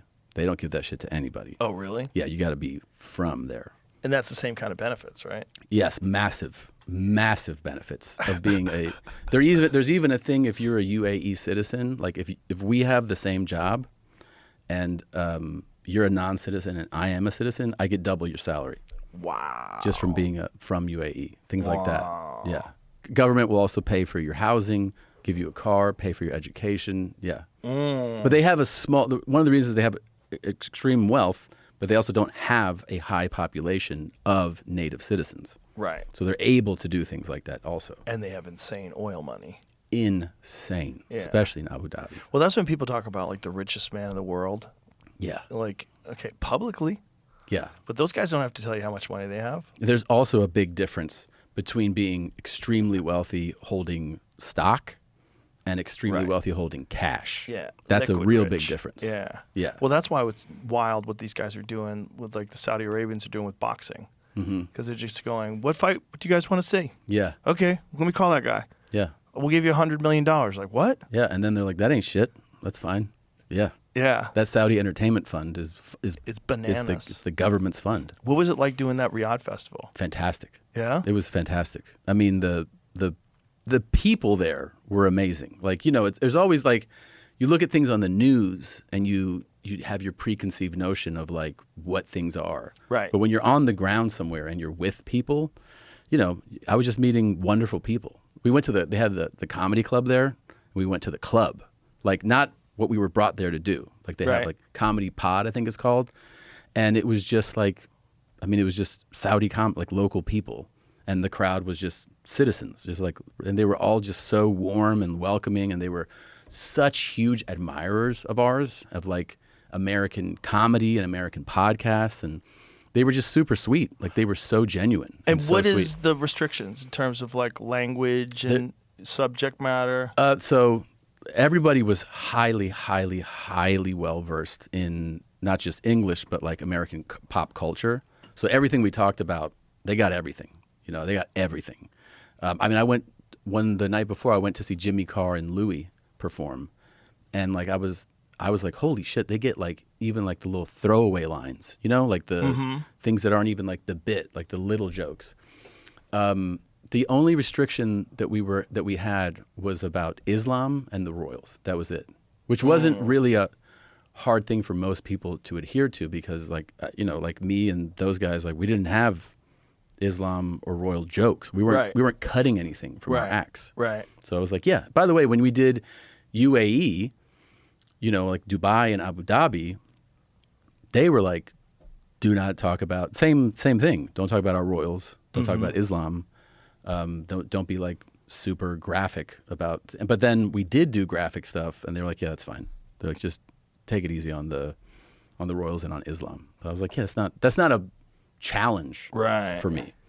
But the country, like as far as like the people that we met, they were all fantastic. They were really sweet people.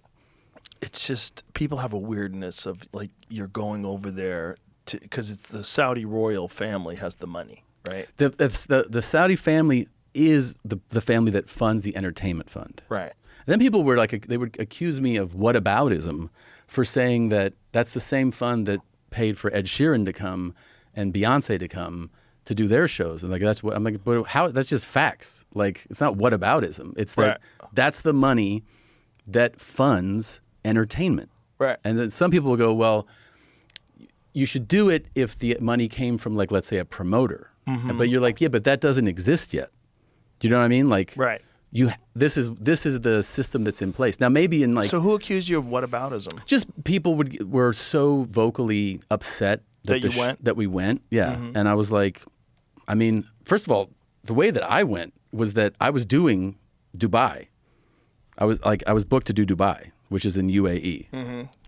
It was already announced, and then 3 months later, I got a call and they're like, hey, do you want to do Riyadh? It's like a 90-minute flight. I'm like, I'm in the fucking Middle East. Yeah, I'll add a show, you know? Like, I'm there. It was like routing. Did you know it was a festival? I knew it was a festival, and then they told me the lineup, and the lineup was bananas. Right. It was like Kevin Hart, Bill Burr, Dave Chappelle. I was like, oh. I was like, that sounds like a great lineup. I didn't think really like that I was doing something that would upset. I had no idea. And then you didn't think it would be something that people would get offended by. I mean, the people that were most offended were the comics that weren't invited. Yeah, there's a lot of them. I know. There's a lot of them that were like, a lot of them. A lot of them were super vocal, and I'm like, you can't sell a ticket in Houston. I don't know why you're upset about Riyadh. Like, no one's going to see you anyway. Right. It was a bunch of like 50-year-old feature acts that were upset. And then we went over there, had a great time. And I actually think that like one of the things that was overlooked is the fact that we were all saying, they're like, oh, you had to adhere to. I was like, dude, I told you the 2 restrictions, which we had didn't affect my act. And I do think it's a sign of their progress that they put on this festival and that we were saying all kinds of wild shit, like the shit that we say on stage, we didn't talk about Islam. Right. I mean, that wasn't a crazy thing to me. Like, I think that that's showing, because what's happening actually there is that right now the entertainment hub of the Middle East is Dubai. That is the entertainment hub of the Middle East. That's where people go. That's their Vegas. Big shows, spectacles, all types of shit. Saudi Arabia is like, no, we want to be the hub. And they have super deep pockets. And so they're trying to be to compete with Dubai in entertainment. That's what like the fuel of this is. Right. And putting on this festival, to me, felt like that's a path towards their goal of like entertainment can be here. And they put on a great festival, treated us fantastic. You know, I don't mind if people are like, you can be mad about whatever you want. I don't care. But as an experience, it was an amazing experience. And I do think that they'll continue to put on these festivals. It'll be very interesting to watch as this festival continues, who gets invited and goes, who was against it at the beginning. Because you know it's going to be a few people. And I have some screenshots that I've saved. So we'll see who goes. Maybe, perhaps. It's interesting. It's interesting that comics are held to a higher standard than singers or other people that perform over there. Yeah, I mean... It is weird, though. You know, because it's like comedy uniquely challenges the idea of free speech. Yeah. Sure. Yeah, that makes sense. Yeah. Yeah. But I mean... Because it's not like if someone says, don't sing any songs about Islam, you're like, well, I don't have any songs about But I have Islam. to say that also, like, some of these comics who are saying this, like, oh, you know, you don't have free speech and you adhered to these restrictions. It's like, have you ever done a private? Have you ever done a university? I have. Yeah. They had restrictions. Yeah. You know, they were like, don't talk about our mascot. Don't talk about this. Don't talk about that. Yeah, and specifically if you don't have that in your act already, then the question is, should you be working for those people because of what happened with Jamal Khashoggi? That's everyone's big argument. I think Dave had the best line about that. Yeah. It's like Israel killed 240 journalists last month. Yeah. You know, like, what are you talking about? I mean, or in the last 3 months. It's a fair point. It is a fair point. Yeah.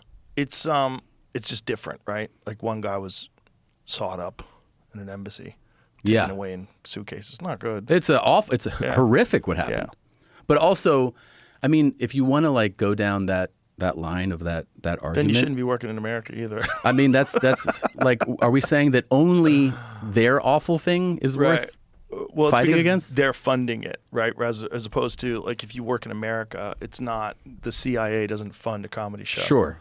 You know what I mean? Okay. Well, I mean, there's a lot of ways to look at it, and if it really upsets you, my position is good. Well, the other thing, let it upset you. Yeah, let it upset you. The other thing that, like, culturally, it is a good thing to bring great comics over to Saudi Arabia. I think so. Good for people to hear what these Jimmy Carr and you and Louis and Bill and all these comics have to say, and Dave. It's a good thing for the culture. Like, it's a good thing for it's a good thing to open up society. And it seems like outside of this whole Jamal Khashoggi thing, which again is indefensible, right? Yeah.